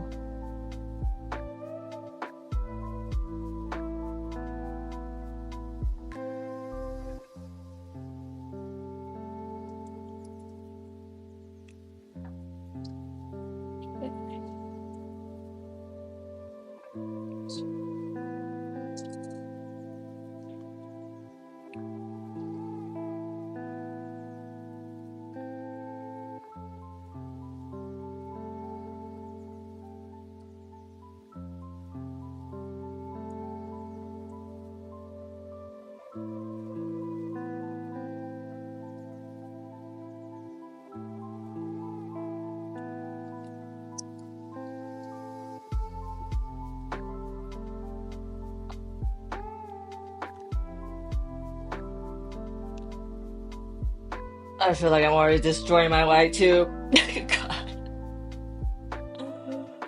Oh, jeez.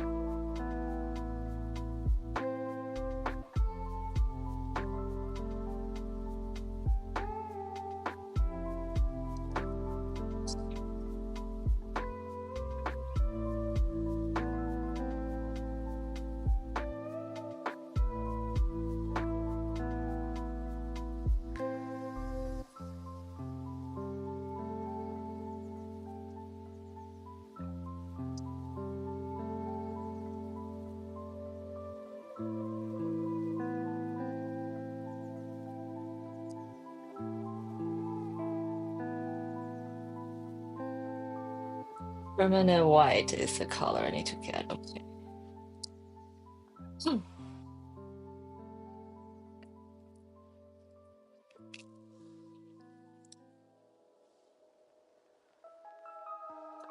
Hmm.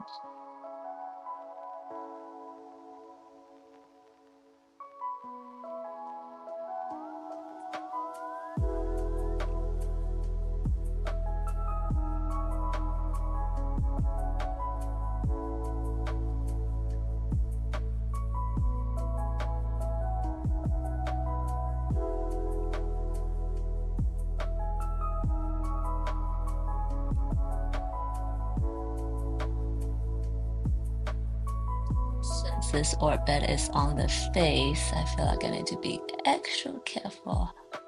Oh yeah, I mentioned that earlier.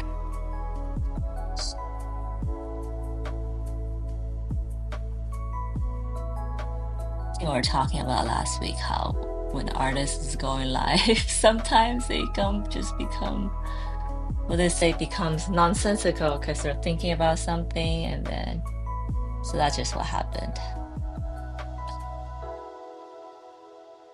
Subtle brain fart. There you go.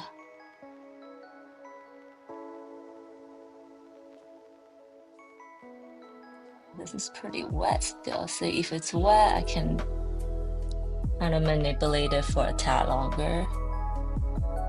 But then I don't want to be too long either.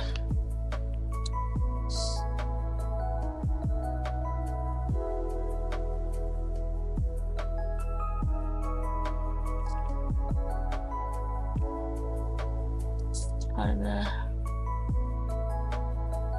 opposable thumb.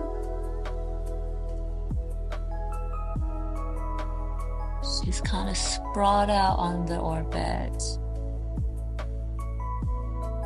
Just gonna pull back her skin.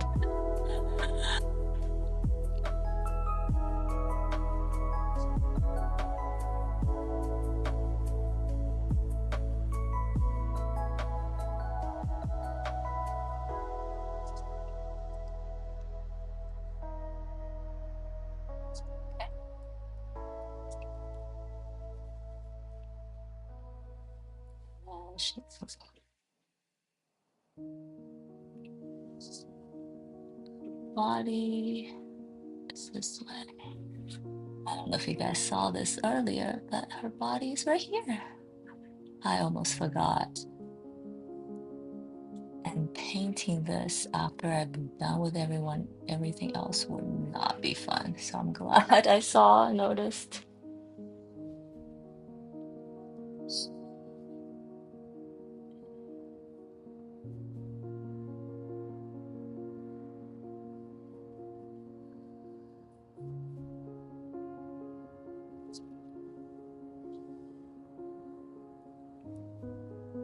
Okay, so this is a part where she is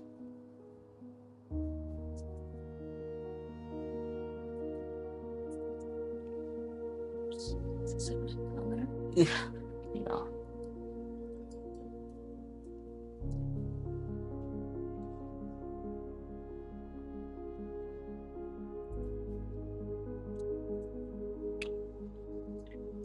Add a little bit of brown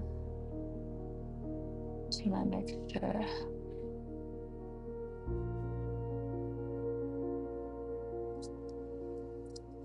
I think it got too dark too fast.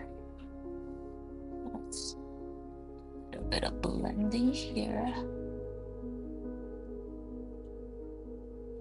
Maybe that should have been a blue shadow. Yeah.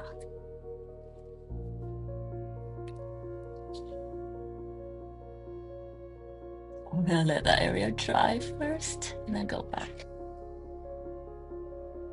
with blue.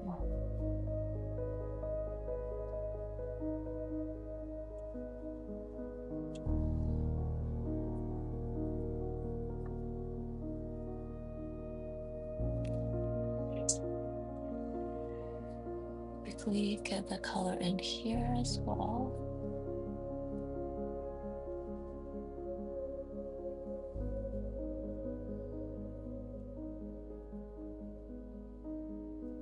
I have one orbit all the way on top of my canvas, my paper. It's gonna be interesting how I paint that. I'm gonna be like all over the screen basically. Well, maybe I should paint that afterwards.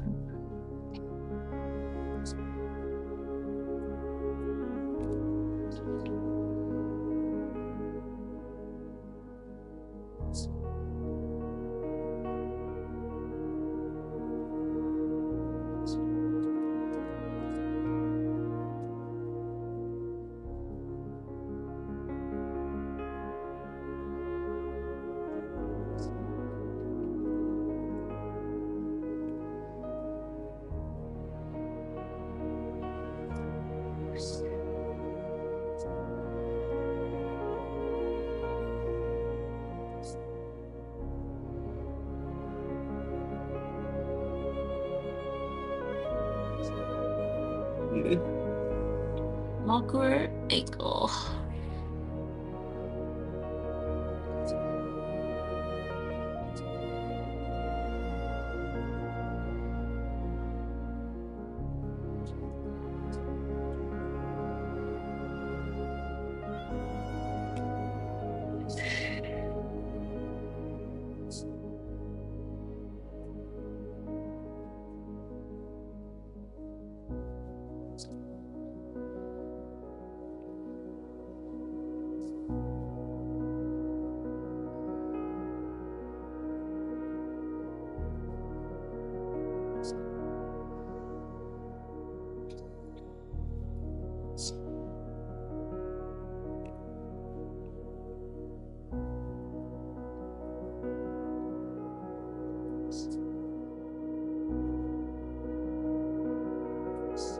This part's gonna be lighter. Start a bit more white before it dries out completely.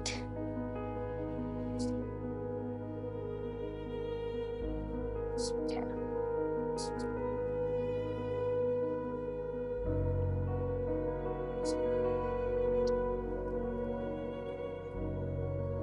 And then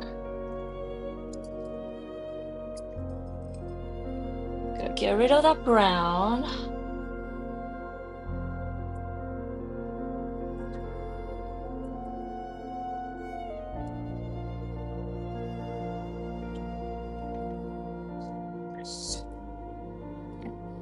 Go a little bit of blue. Oof, it's pretty intense.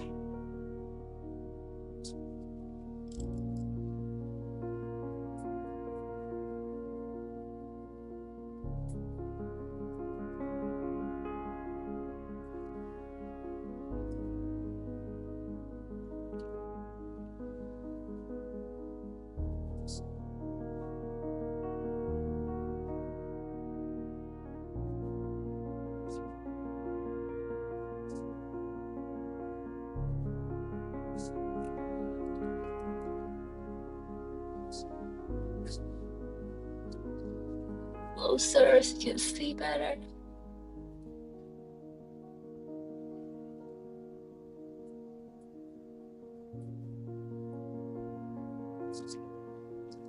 Going in with a blue color to give that shadow. Some turbocharge, I guess.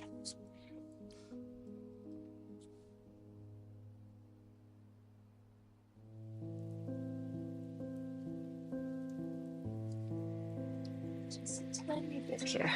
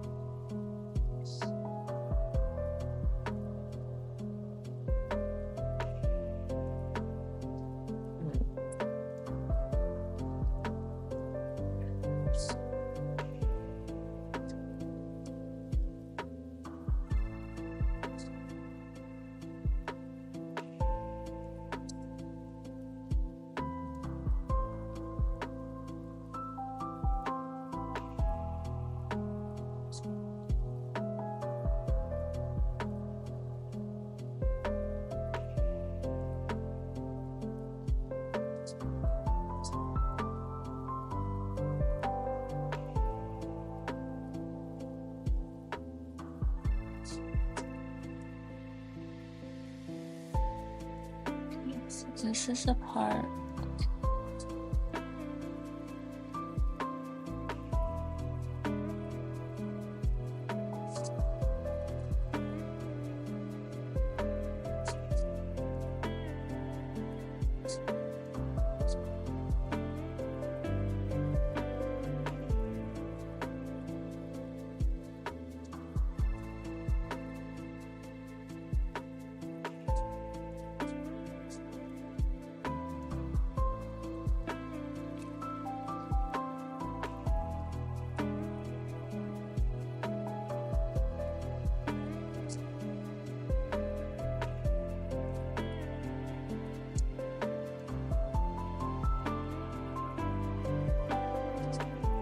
Doing this while trying very hard to not make my gouache paint too watery.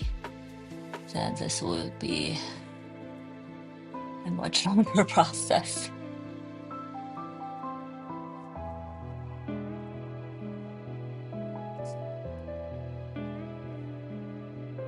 So my legs are kind of bented right here. There we go.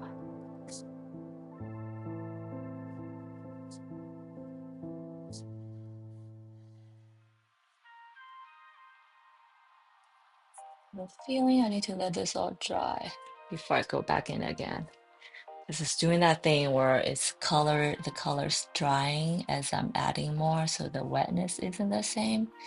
I'm having a hard time telling which part needs to be rendered more, which part is good. So when that happens, I know I just need to stop this area and then get back to it.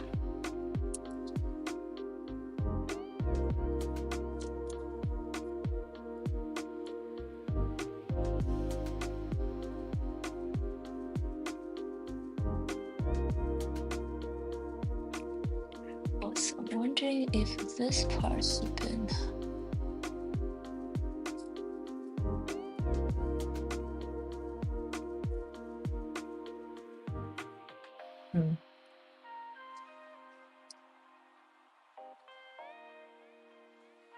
Should that still be that blue color? Unsure.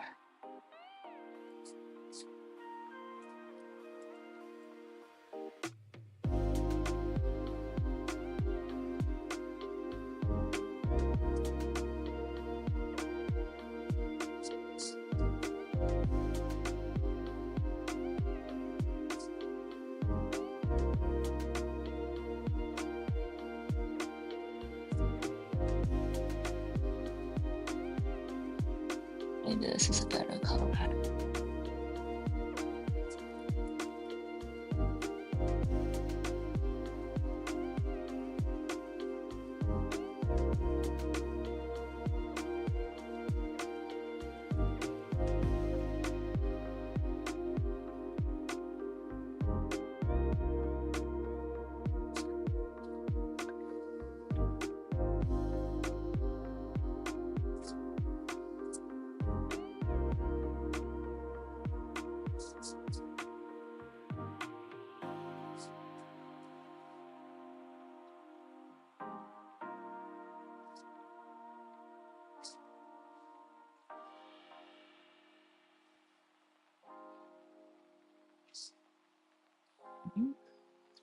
Do you guys have any fun weekend plans?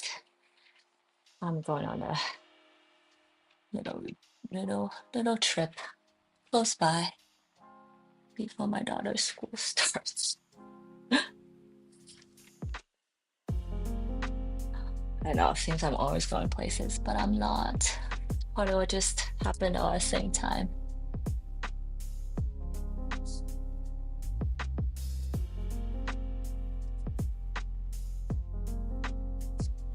Yeah.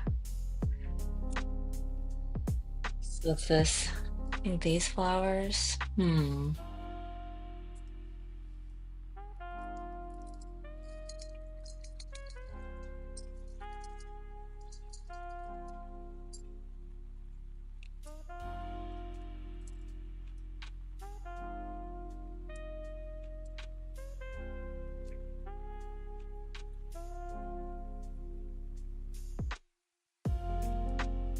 use same color. Oh, it got watery so fast. Okay. I'll use a different color.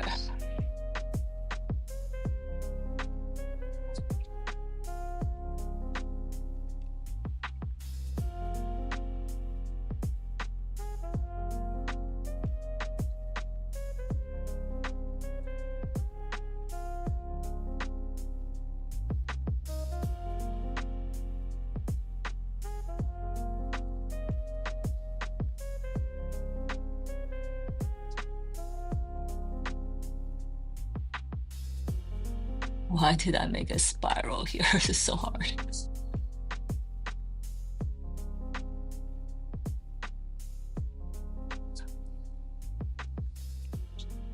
I'm gonna do it all.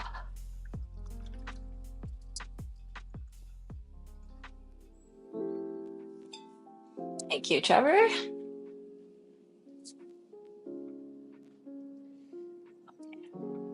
I'm gonna be careful about not, because it's so bright. This should be so bright.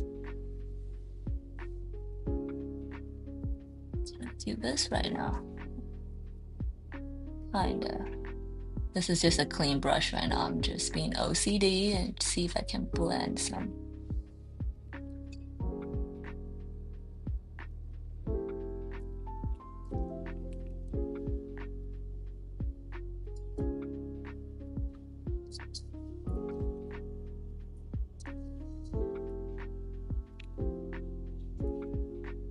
We're gonna do this area.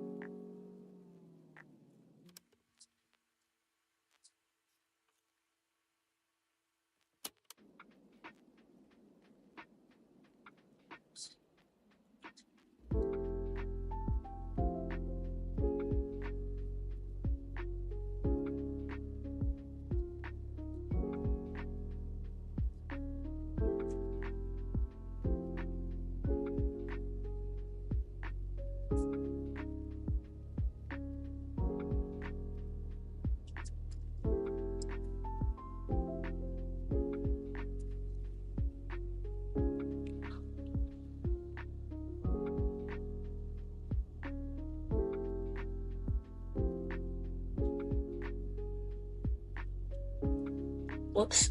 Sorry.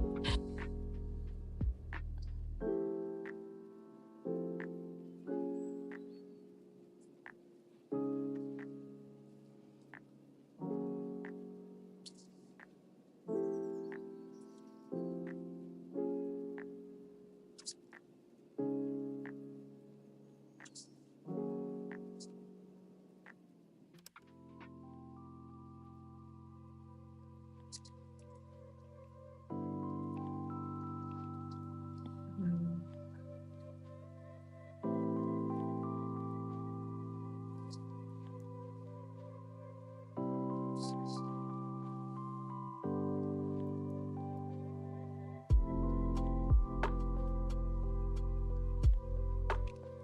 Oh, this yellow dried way darker than I thought.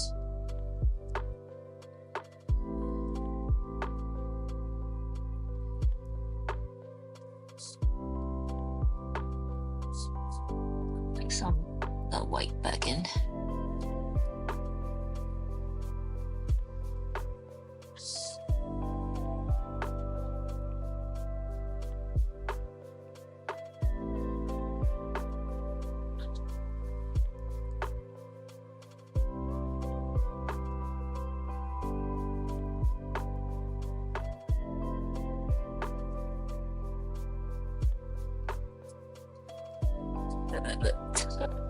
I'm just gonna let that be for now because I want to see how this color will look together.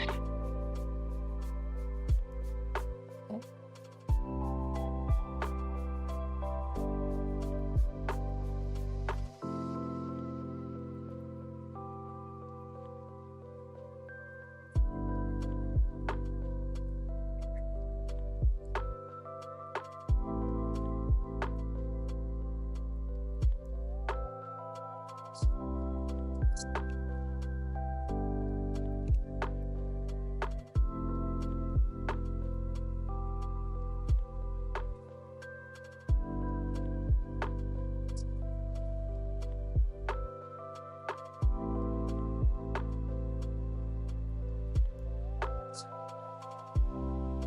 Just grabbed a tons of white on my brush and I think I overdid the top part.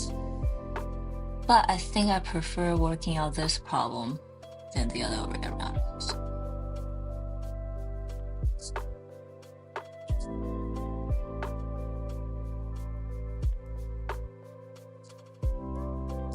Especially around this face area.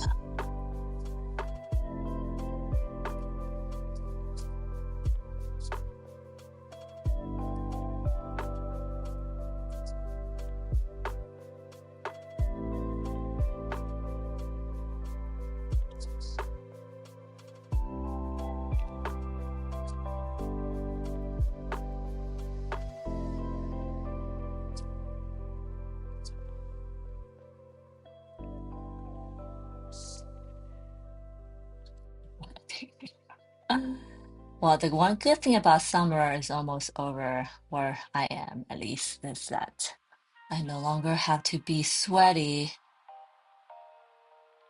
in my studio during live streaming. Because I usually I don't have any fans or anything because I don't want to have extra sound.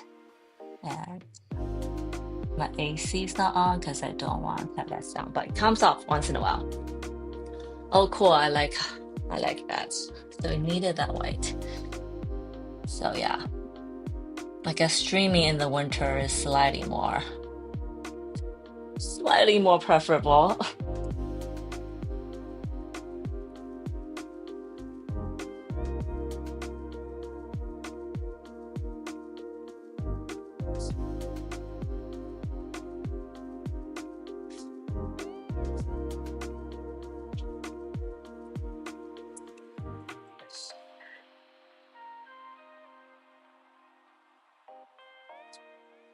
I'll probably go back and add some low rise in this. I like that. Yes.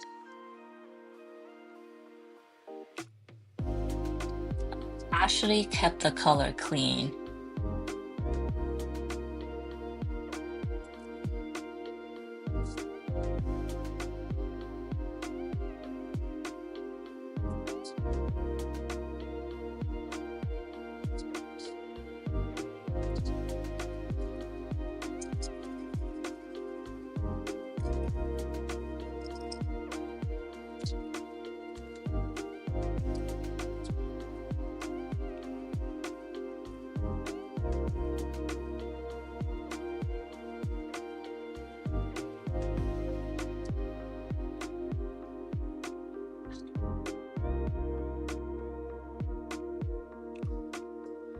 Let's see if this makes a good. Oh, okay.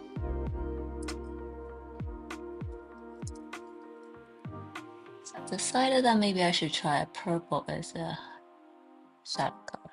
I like it, but not too much, I guess.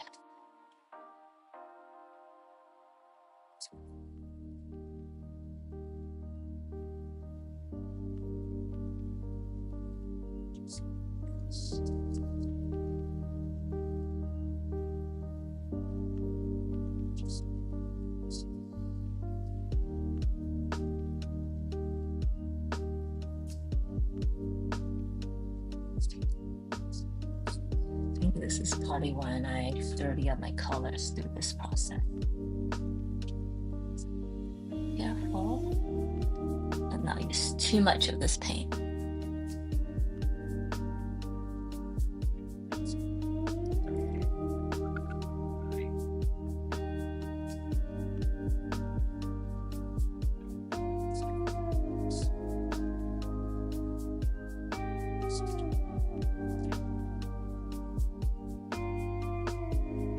Oh.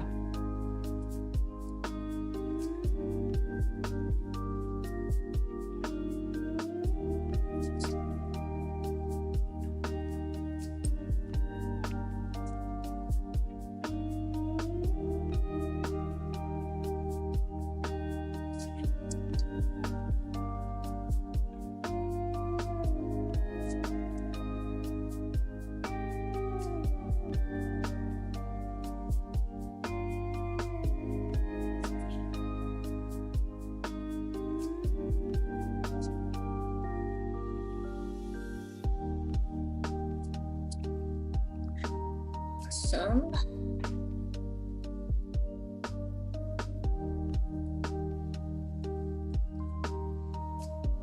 What color is this? Not the color. What?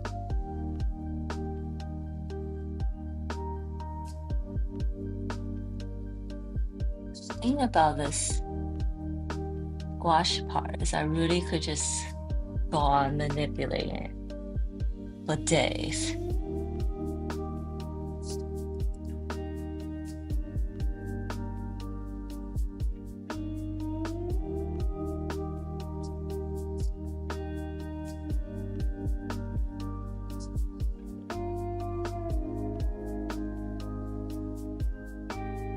Cool. So I need to work out this part then.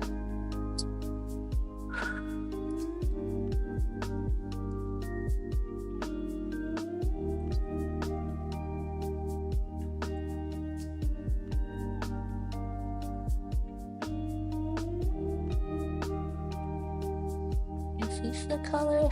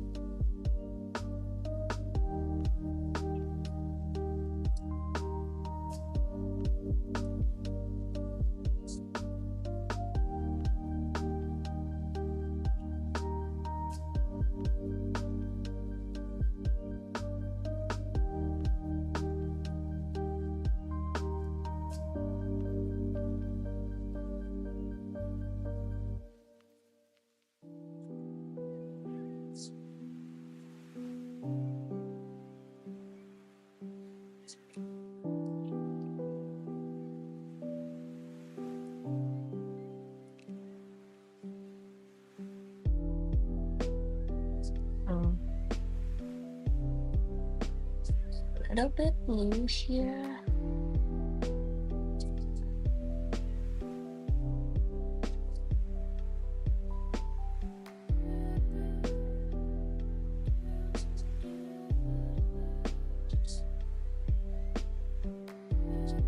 Cool.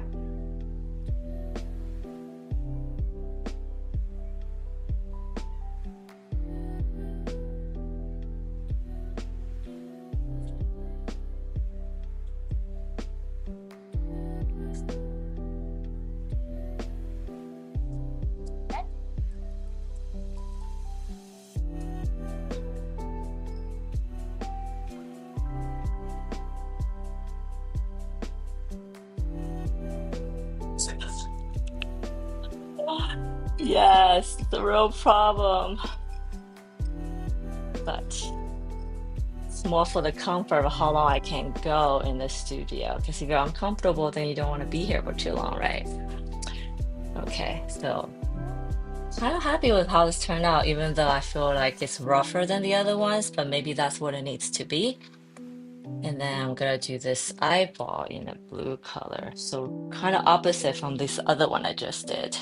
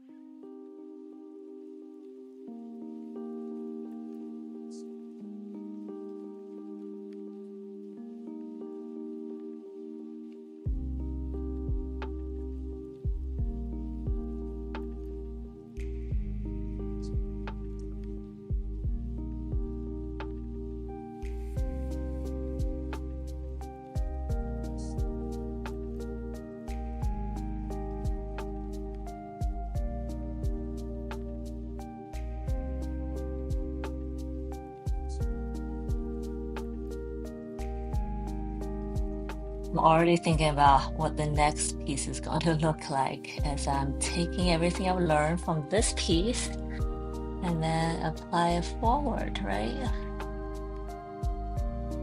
Yeah, this series is gonna be awesome.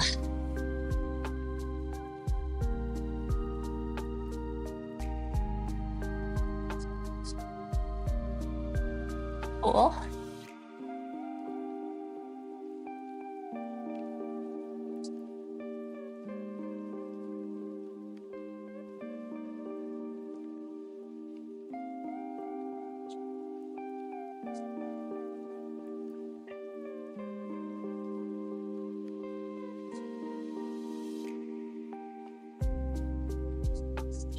As we speak, and that's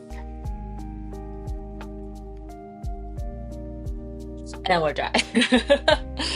All right.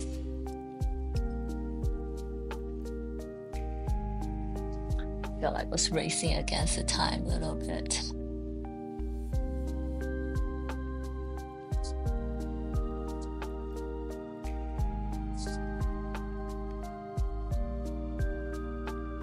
Okay.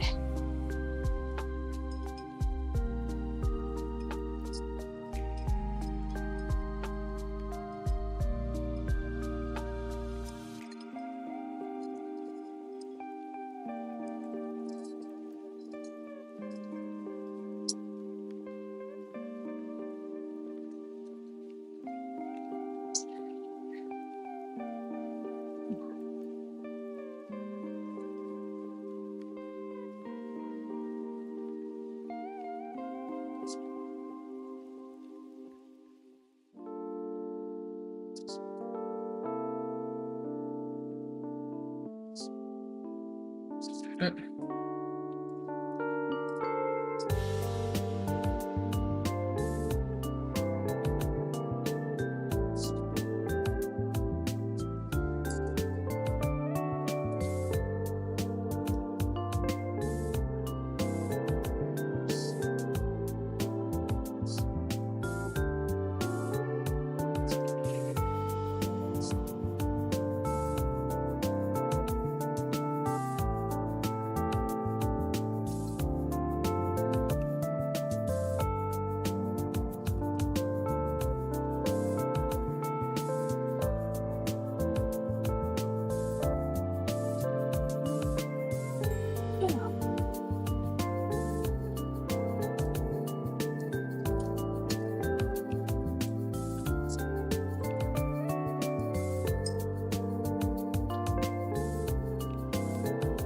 What color should I make the eyeball?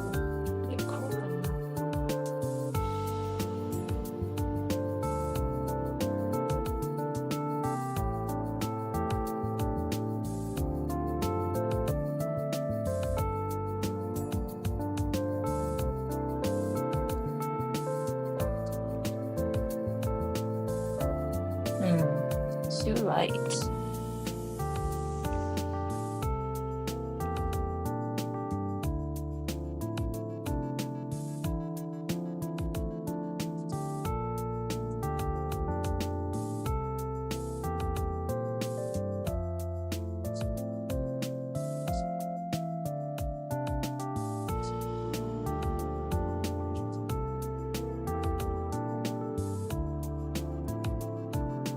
Cute.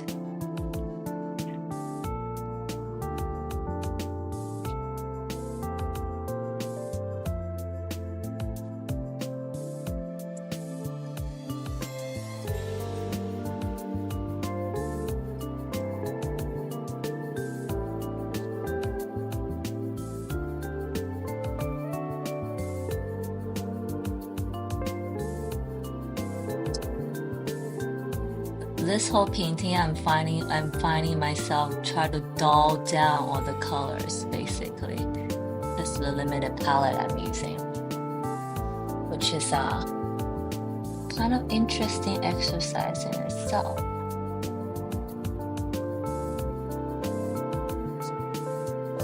If you ever try to do limit your palette.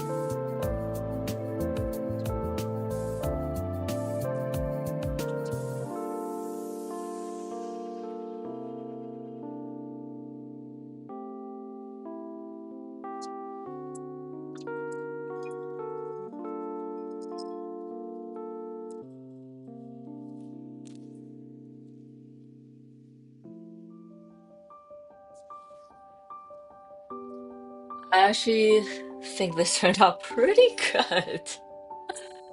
I think that might be my favorite one so far. Yeah.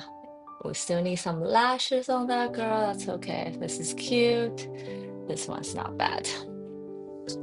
But this one, I'm not gonna need to darken the neck to go with it. But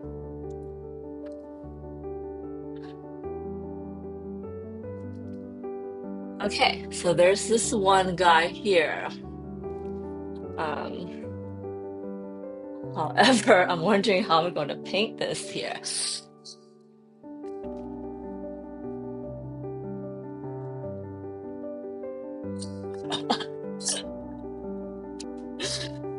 Is it too intrusive for you guys? Okay.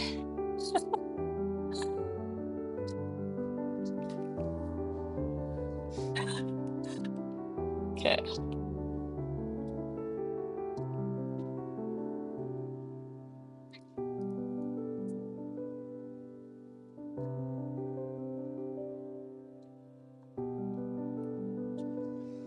Make sure I don't flash you guys or anything like that. Okay.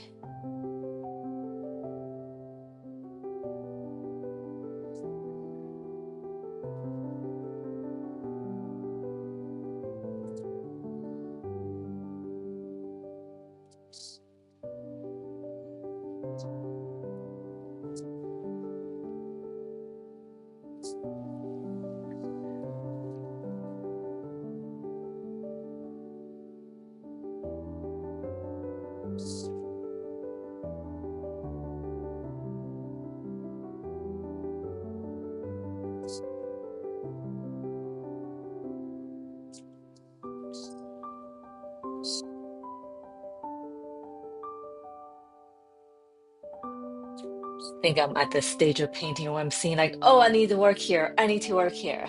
But I need to stay focused because we're almost done with it. Okay. Push, push, push, push. Okay. Push, push.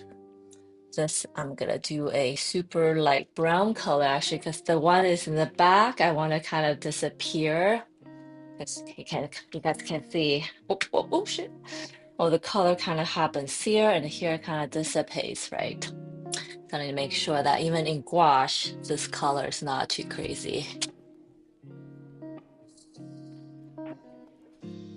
Okay.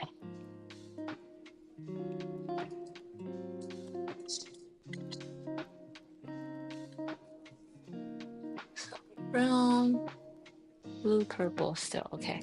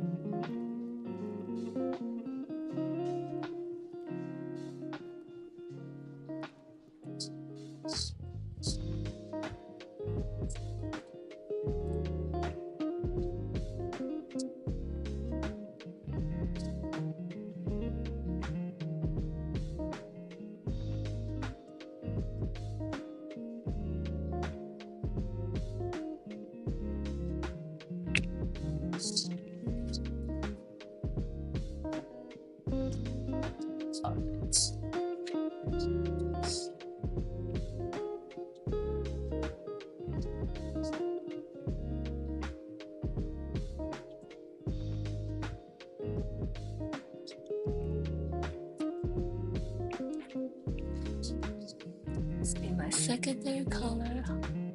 Okay. Ooh. Okay, here we go. Let's see. Yes.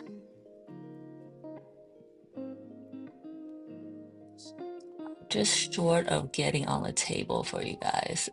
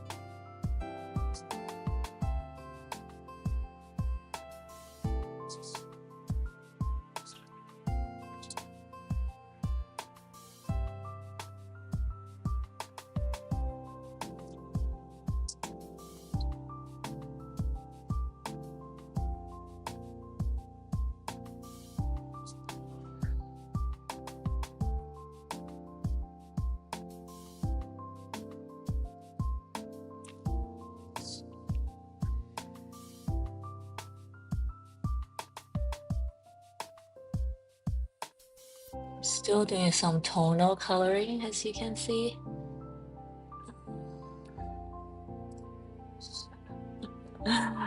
Some of my brushes.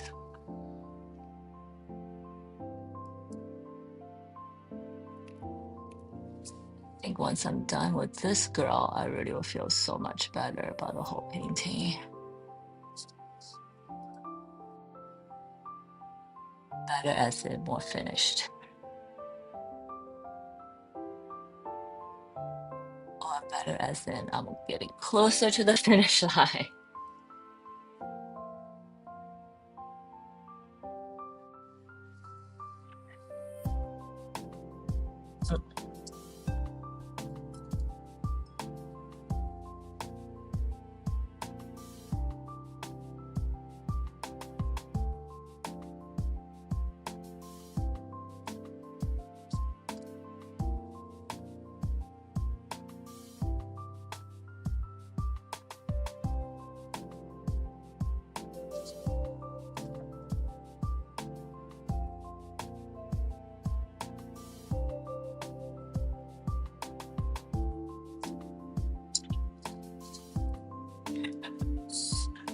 Okay.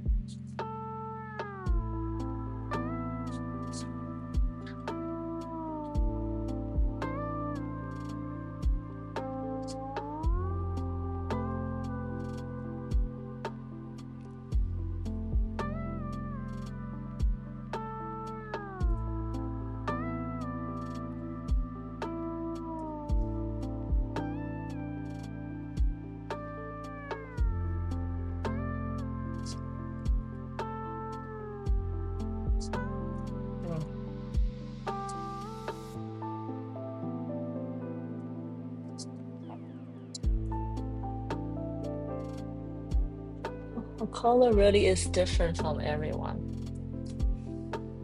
Problem? I'm not sure yet. keep going.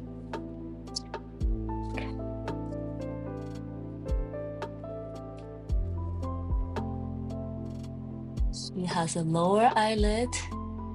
She's kind of squinting her eyes. Very suspect.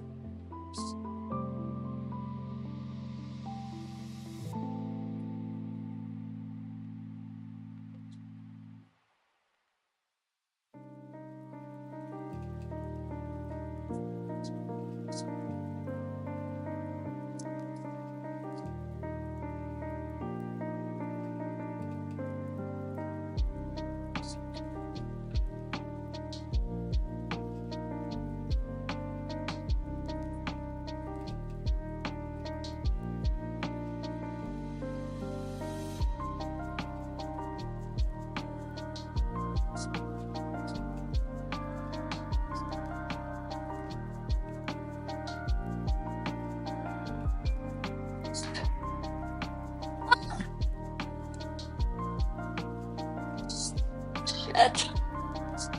Sorry if I scare anybody, but the blue got on here. Phew.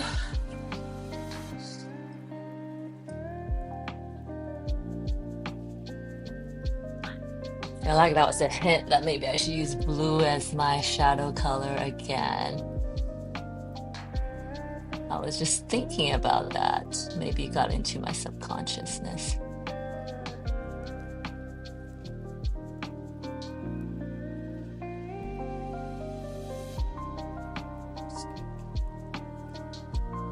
Because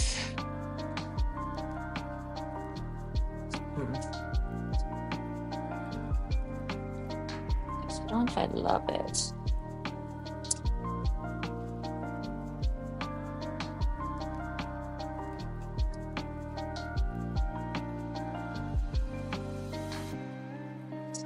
Let's see. Yeah, that's better. So I just mixed in a little bit of purple to my shadow color, and I think that's what's needed. Not that burnt sienna warm brown, I think.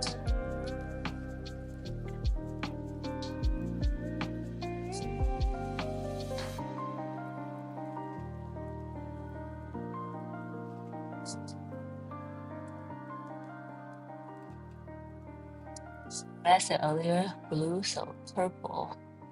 I chose purple because I thought the blue was too stark of a transition. So purple slip is softer in this case, I think. Yes.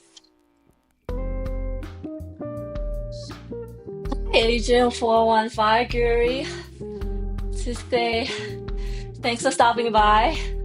I'm like out of breath. I'm going up and down this stool. But thank you for stopping by. Hope everything's well with you.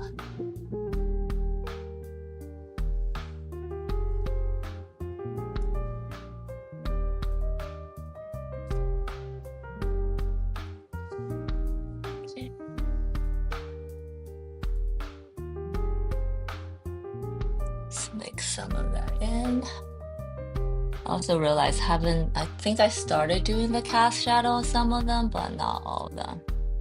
So definitely something I'll have to go back to, because I think cast shadow makes a huge difference in the end. And And I think that's why when I study anime, they pretty much only shade the cast shadow part, not like all the in-between transitions, which I thought was interesting.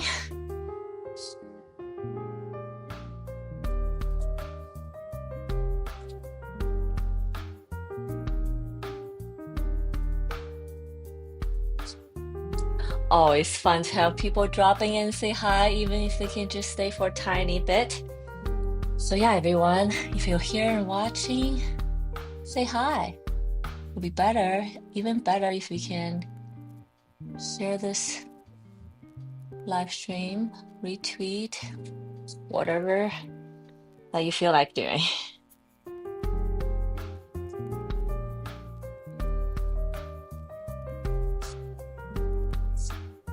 Under here.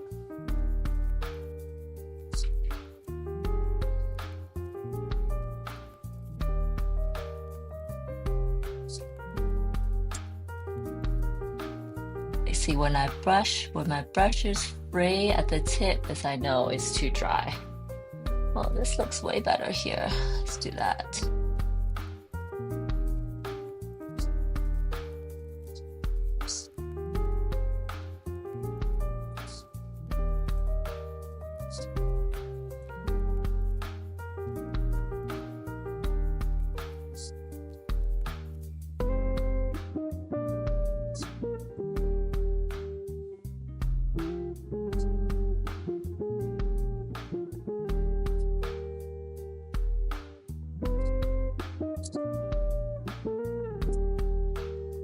I think I'm getting crazy up here. I need to stop. I need to stop working on this because I'm getting crazy. It's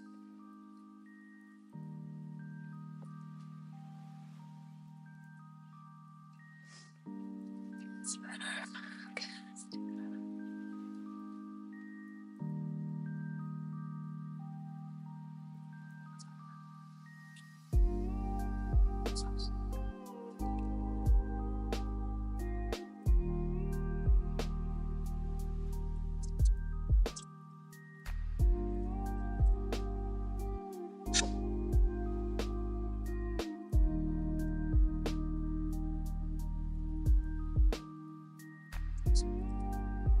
blend.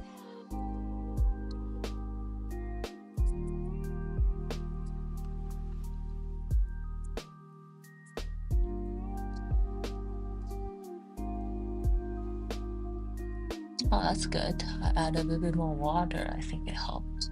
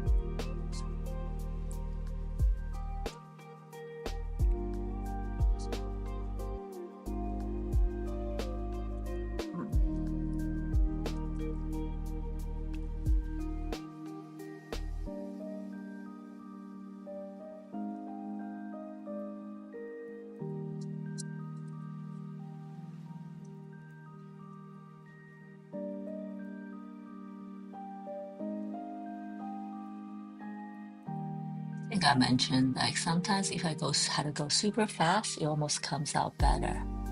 Because then I maybe stop overthinking it. Because I do know how to paint with paint. But if I think about how it is transitioning from watercolor to paint, then I like mess myself up. Cool. Soften the edges here.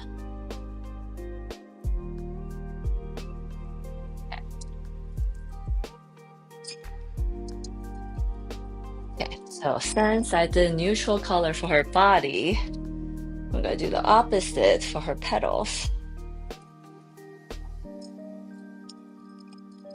I think I had to bring some of the blue back here. Yeah.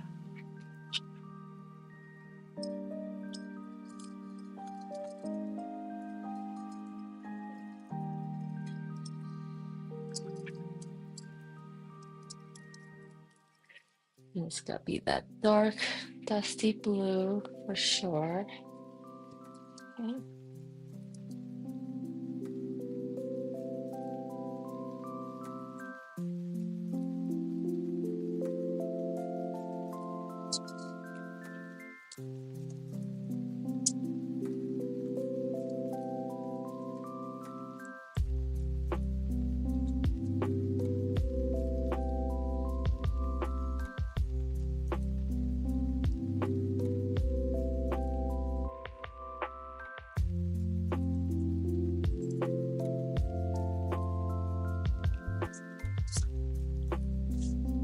Well, maybe not too dark, huh? Okay.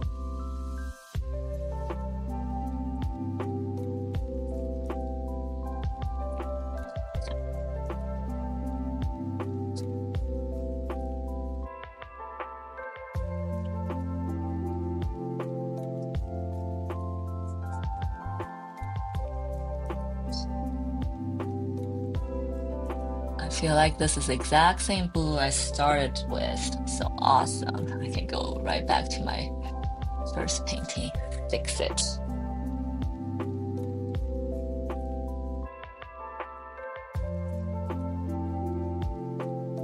Yeah. Full circle.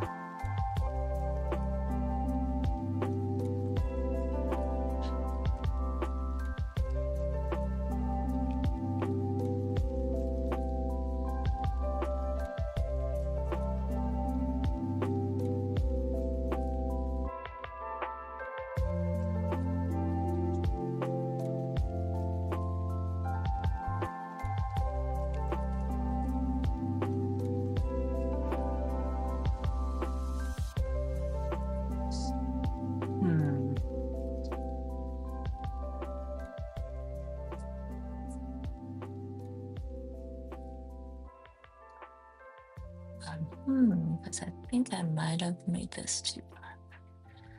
Yeah, here we go.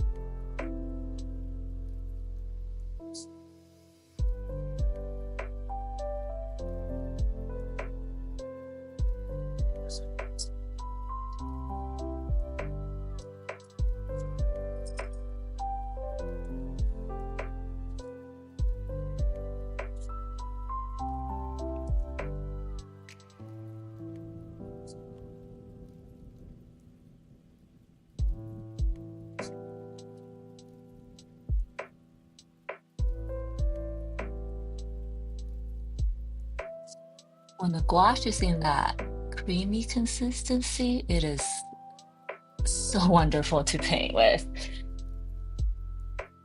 It's like that Goldilocks zone creaminess. It's the best.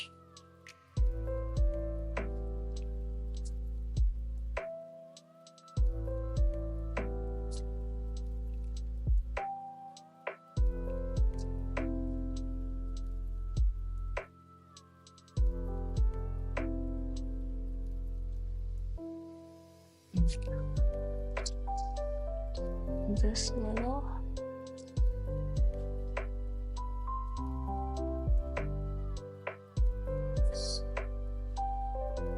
Okay. I feel like I made that blue too bright.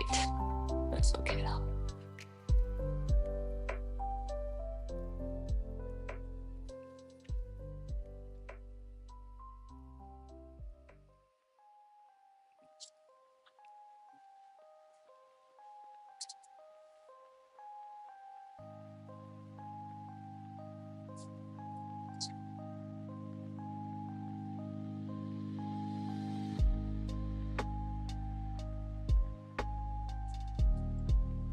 Hmm.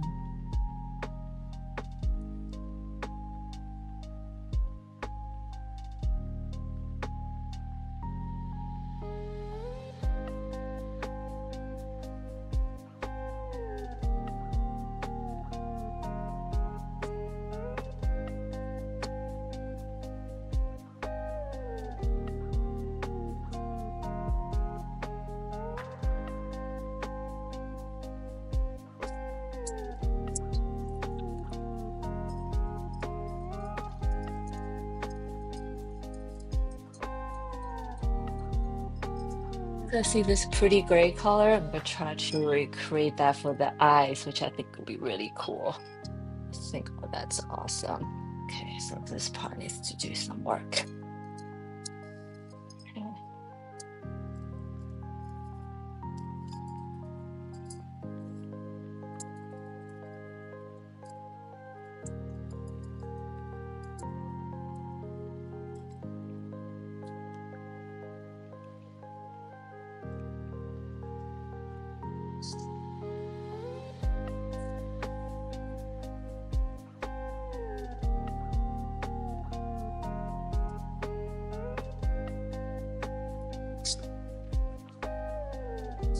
Let's paint this thing first.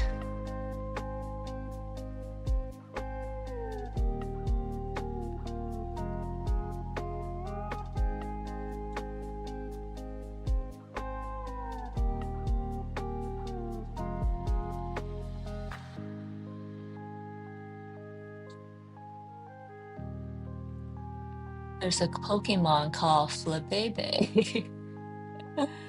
You gotta love the Pokemon names. And the Flabebe Pokemon reminds me so much of my Orbets, actually.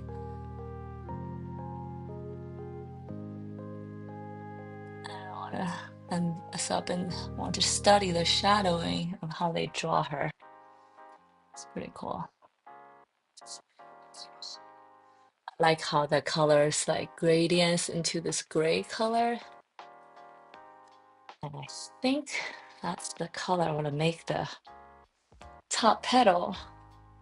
I think I actually need to go back and dull this blue down because when I step back, that blue is like in my face.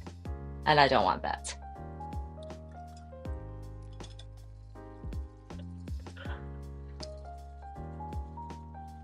Should I dull that down? Probably add some purple actually. So I'm gonna attempt to make that gray color, which is just some cool brown to mix grays. I like to use cool brown and blue actually, and lots of white.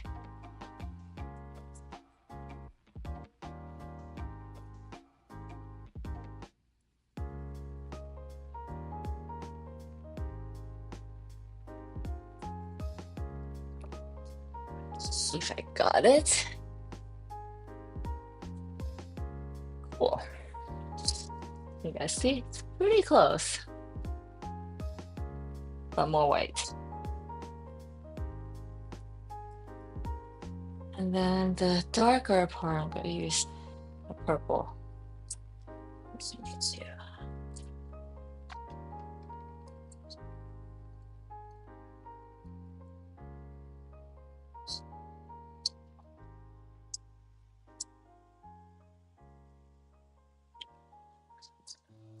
Let's see.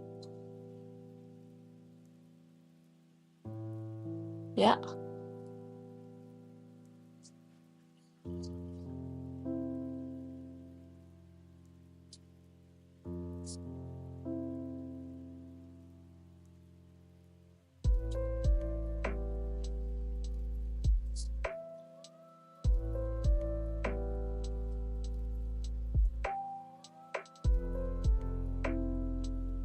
This color here is really a mid-tone color. So I'm just gonna try to put in the middle and see how that goes. Actually cool. Pretty cool. It looks just like that. Oh, no, not what I want.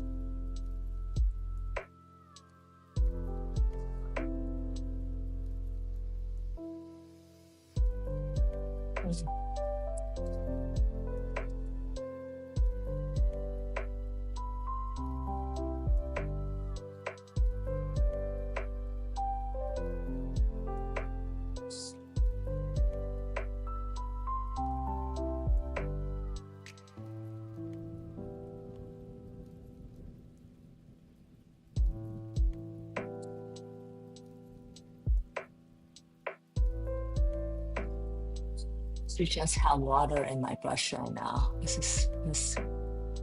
The first layer of gouache I laid down was pretty thick.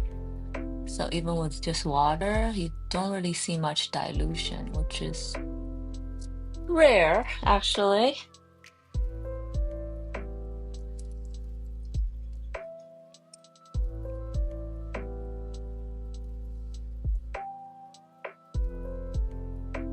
Oof.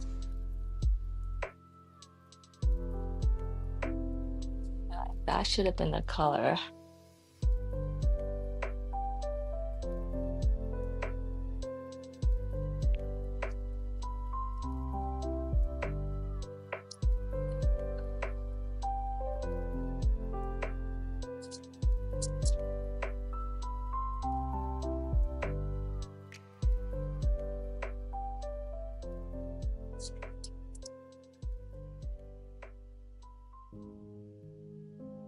So sometimes the shadow's good with mixing blue, but in this case, brown was actually the better choice.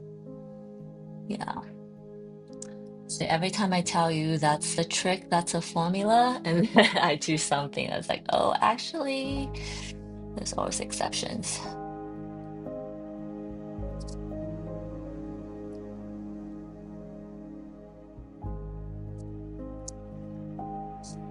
I guess art is really all about exploration, and myself, I'm finding that the more topics, different things, methods I explore, the better, stronger artist I become.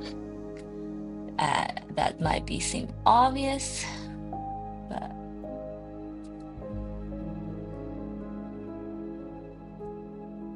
but I also think experiencing it is very different than knowing it. Like, don't we always have those things in life where we know, like that's how it goes, but we don't really know until we experience it, right?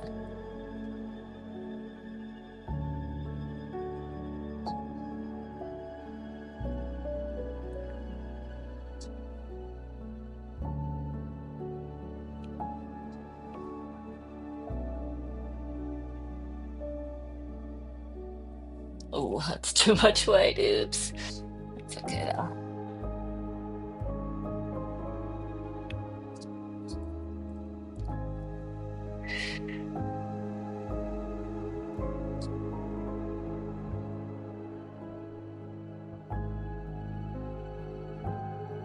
I can't decide if I like the flat brush better for this part or the blender brush.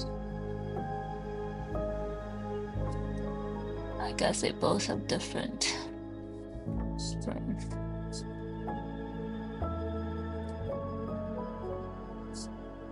I think last time I did this and I really liked this. I do that again. Yeah, here we go.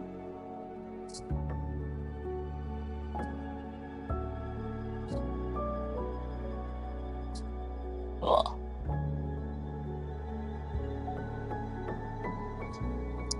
I'm gonna do this to all my other ones now.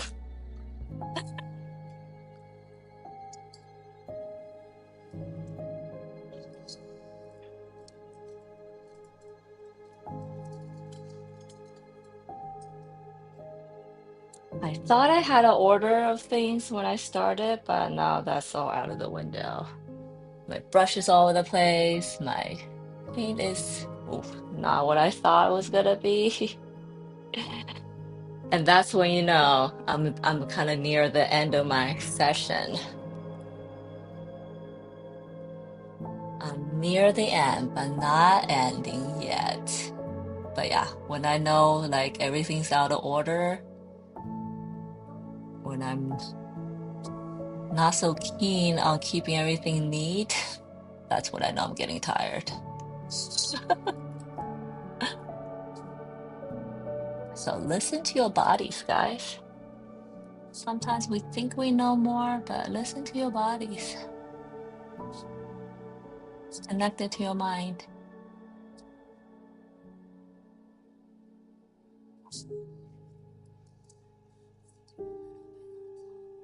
Arms around.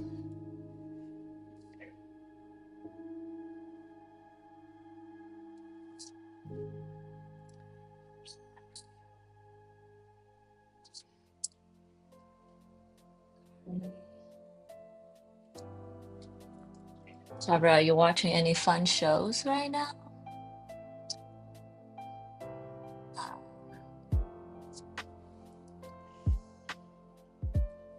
I don't know why I just thought about that because I've been watching this show and it's really making me think about our world, our society. And I just feel fortunate that I'm doing things I love as work. How do I do here? Cool. Yeah. I have a little syringe on top, which I'm kind of excited to paint but nervous. And I think that's the last thing that's unpainted on my canvas. Not to say it's done because I think there's tons of things I need to fix, but it's always exciting when you're near that point when everything that's supposed to be painted have been covered. How well it's been covered is secondary, but it's covered.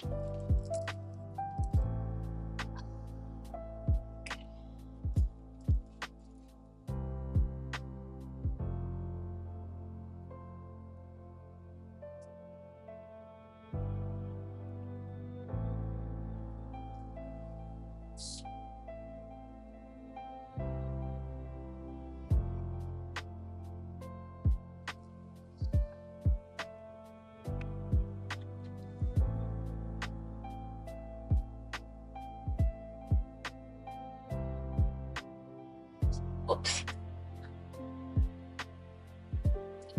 Is that right?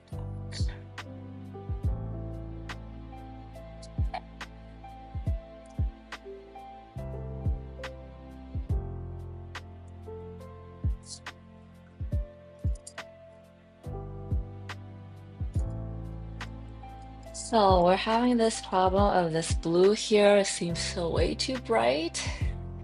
Let's see.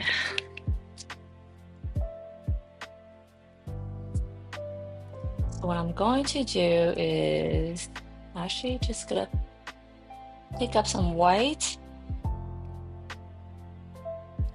and some of that off-white color I just mixed, or the nude color, I guess.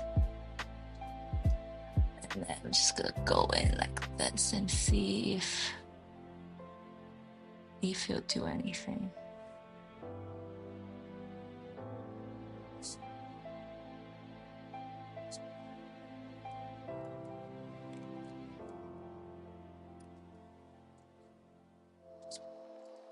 Okay. It's doing something.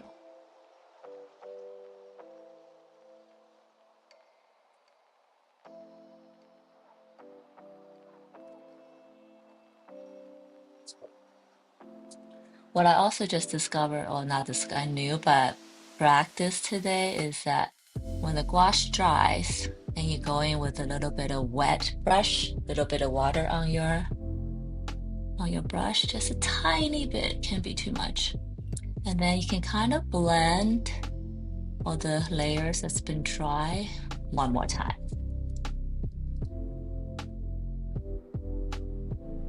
which is what I'm doing right now.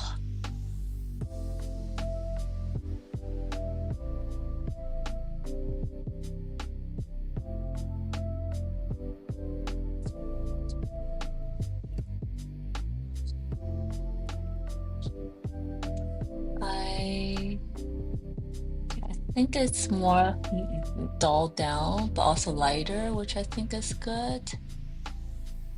I don't know if he did the trick though.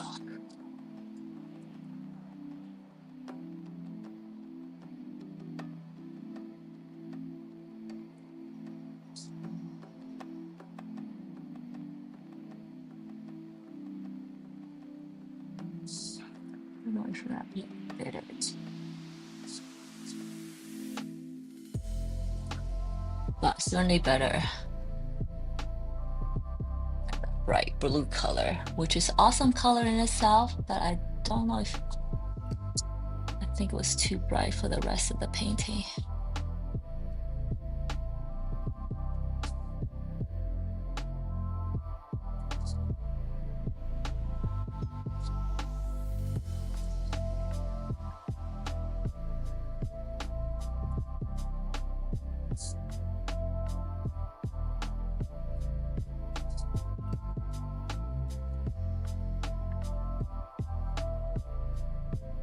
Yeah. Yeah? Yeah. But I think it needs a little bit brown actually. So yeah.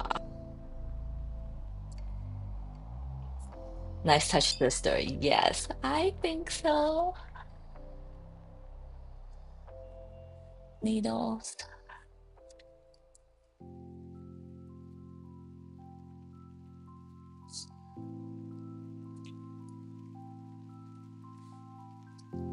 Okay, that looks better.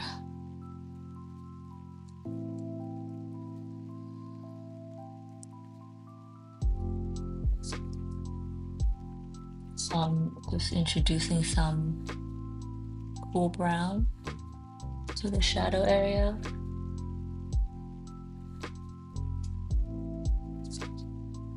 Okay, that's so much better. I feel like my eyes can breathe again. Okay, cool.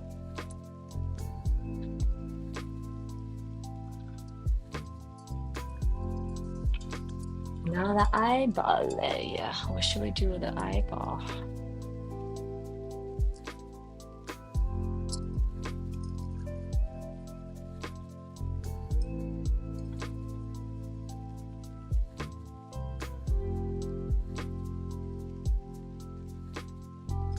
Hi, Kent. Welcome. I'm almost done with my painting. Almost. But almost done. And I'm almost kind of running out of time for today. So we're in a good place. Yay. So the eyeball color, I don't want it to pop too crazy to make that mistake again.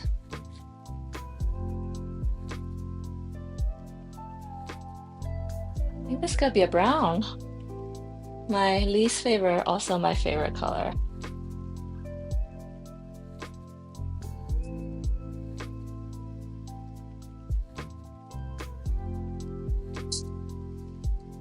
Oh, it looks good like us. Thank you, Kent. How's your day been going? I believe your day's ending now, right? Because you're on the East Coast time, I believe. Uh, uh,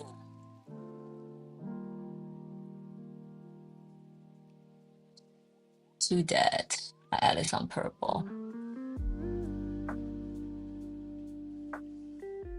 I know it's such a cliche, but I feel like this piece might be my best piece yet. I know I did say that last time, but really though, really. And then actually I should say my next piece is going to be my best yet.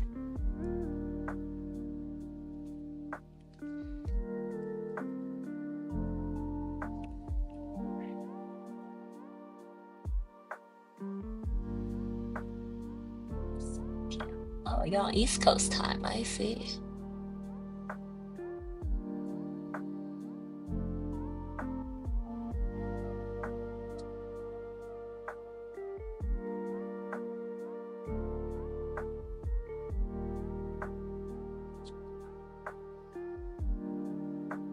Also, if anybody in your DM asks you which city you're from, it's most likely a scam. Don't tell them.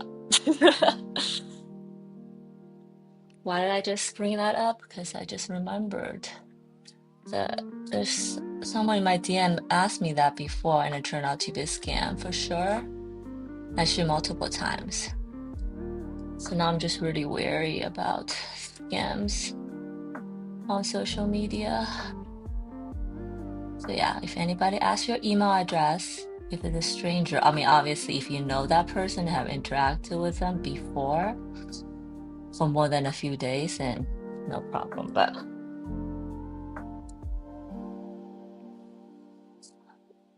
if you just met or someone just DM you and ask your email address or which city you live in, don't tell them.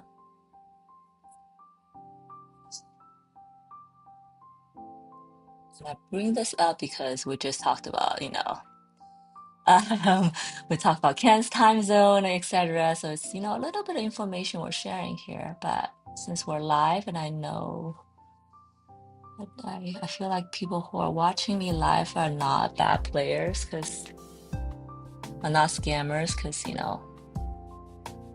it's valuable time that you guys are spending with me. And if you're a scammer, I feel like you probably wouldn't do that.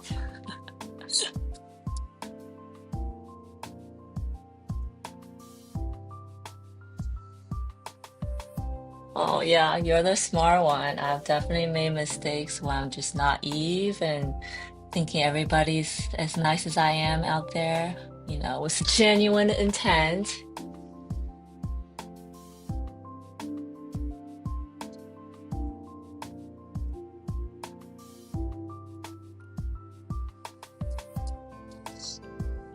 Sorry, get on the table for this one.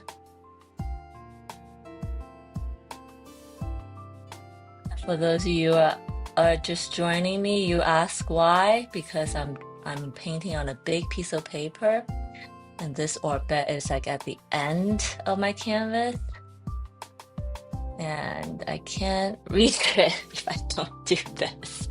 Which actually I'm starting to think that maybe I need to have my paper popped up a little bit instead of I paint flat.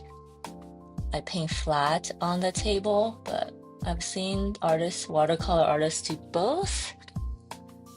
I'm always curious as to why, but now I know. There's a reason for it.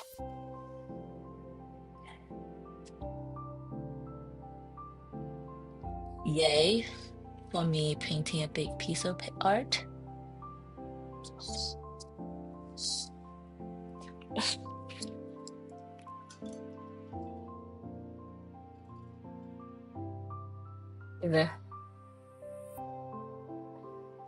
Oh, nice. Yeah, more than 20. I love that. Yeah, I know. I just need to get better about this. I think I want to approach life and people with genuine intent and open heart. And I always hope that the world is the same on the other end, but it's not always the case. And that's the disheartening part for me, I think. But I just gotta get smarter about these things.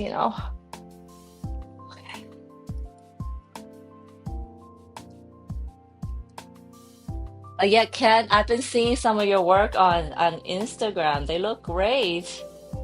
I see that you're exploring. It's awesome.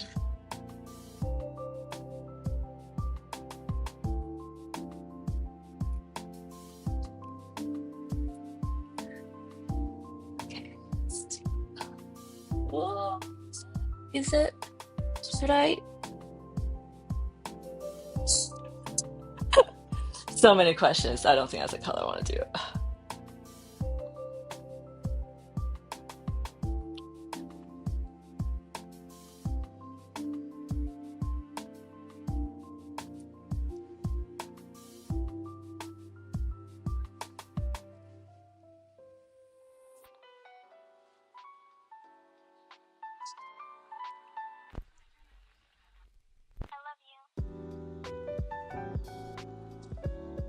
I was just sharing earlier that I've been exploring a lot of different things, and I absolutely am a believer that the more you explore, the more you get out of your usual quote unquote style, the more you're gonna learn.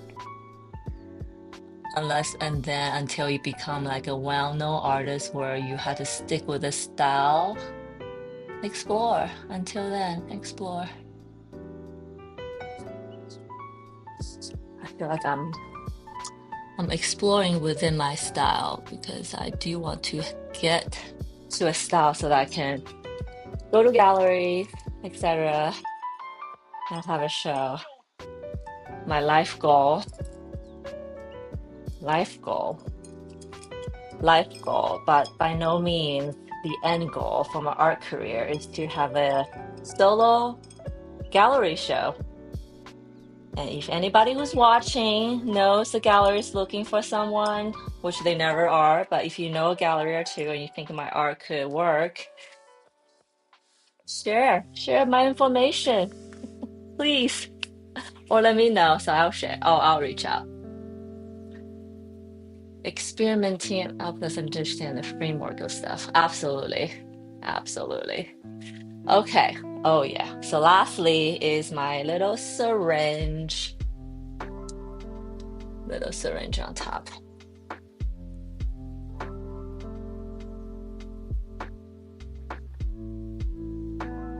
I think I'm gonna make her red.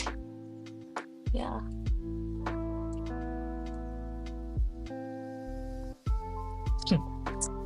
The reason being, if I step back, her lips is really red, and there's nothing on this whole painting is as red her lips, which is not bad. But I think the intensity, the meaning of this piece, I'm gonna use that same color for the syringe, as you know, lip injection is definitely a thing.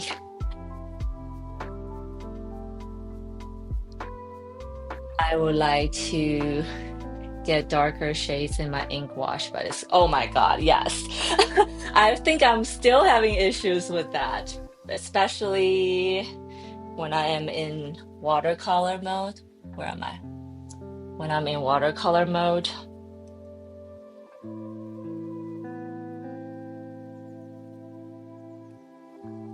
So I think I shared last time that I'd rather just go lighter to start and then adding more than the other way. However, with watercolor, it is really hard to get a dark wash. So I don't know why I'm so worried. It's usually the opposite problem. I can't get them dark enough. But I think with ink, because with watercolor, it always dries lighter than you think. But I don't know how that would go with ink. So imagine ink, you can probably get a pretty saturated wash with ink right away.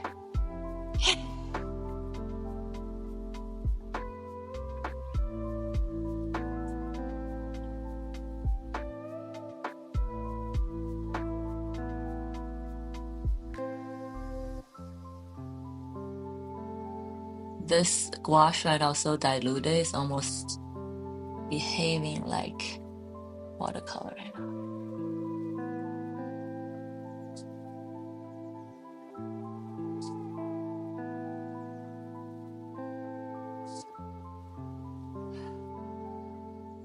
I hold my breath because it's so tiny. A tiny area.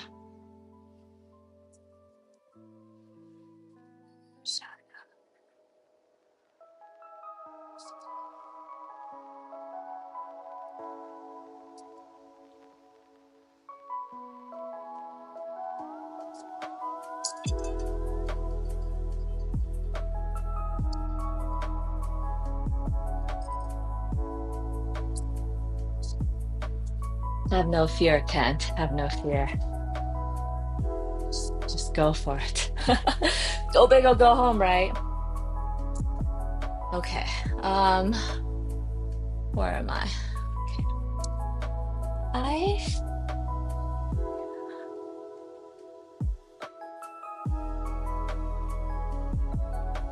Let's do a little progress check.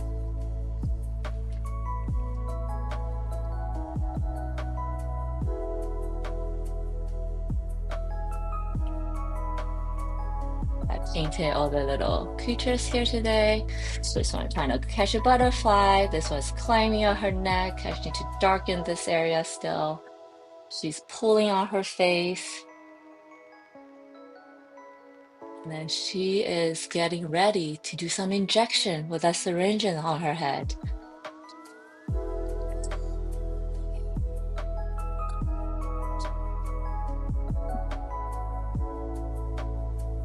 Yeah, I'm happy with how she's turning out.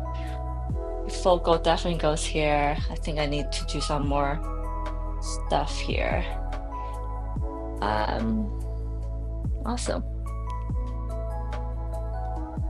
Okay, so I think I'm going to end today because I feel like I'm at a good place right now. The next thing I do is I'm gonna some nail polish details, darken this part of her body because I feel like this girl is so blue and she can't really go lighter now that I need to darken this area. But I think it's gonna give her more depth anyways. And add a little bit of detail here, some lashes. Yeah, let's set my camera down here.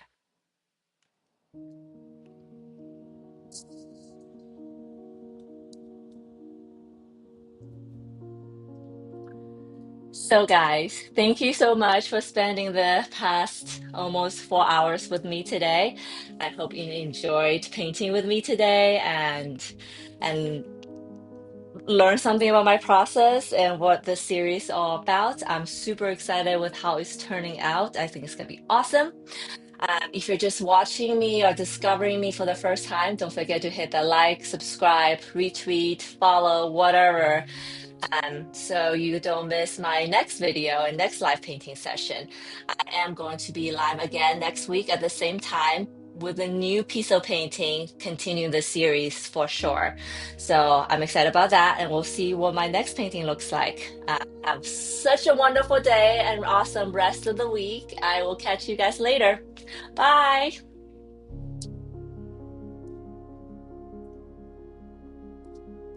And thank you, Trevor. Thank you, Ken. Thank you.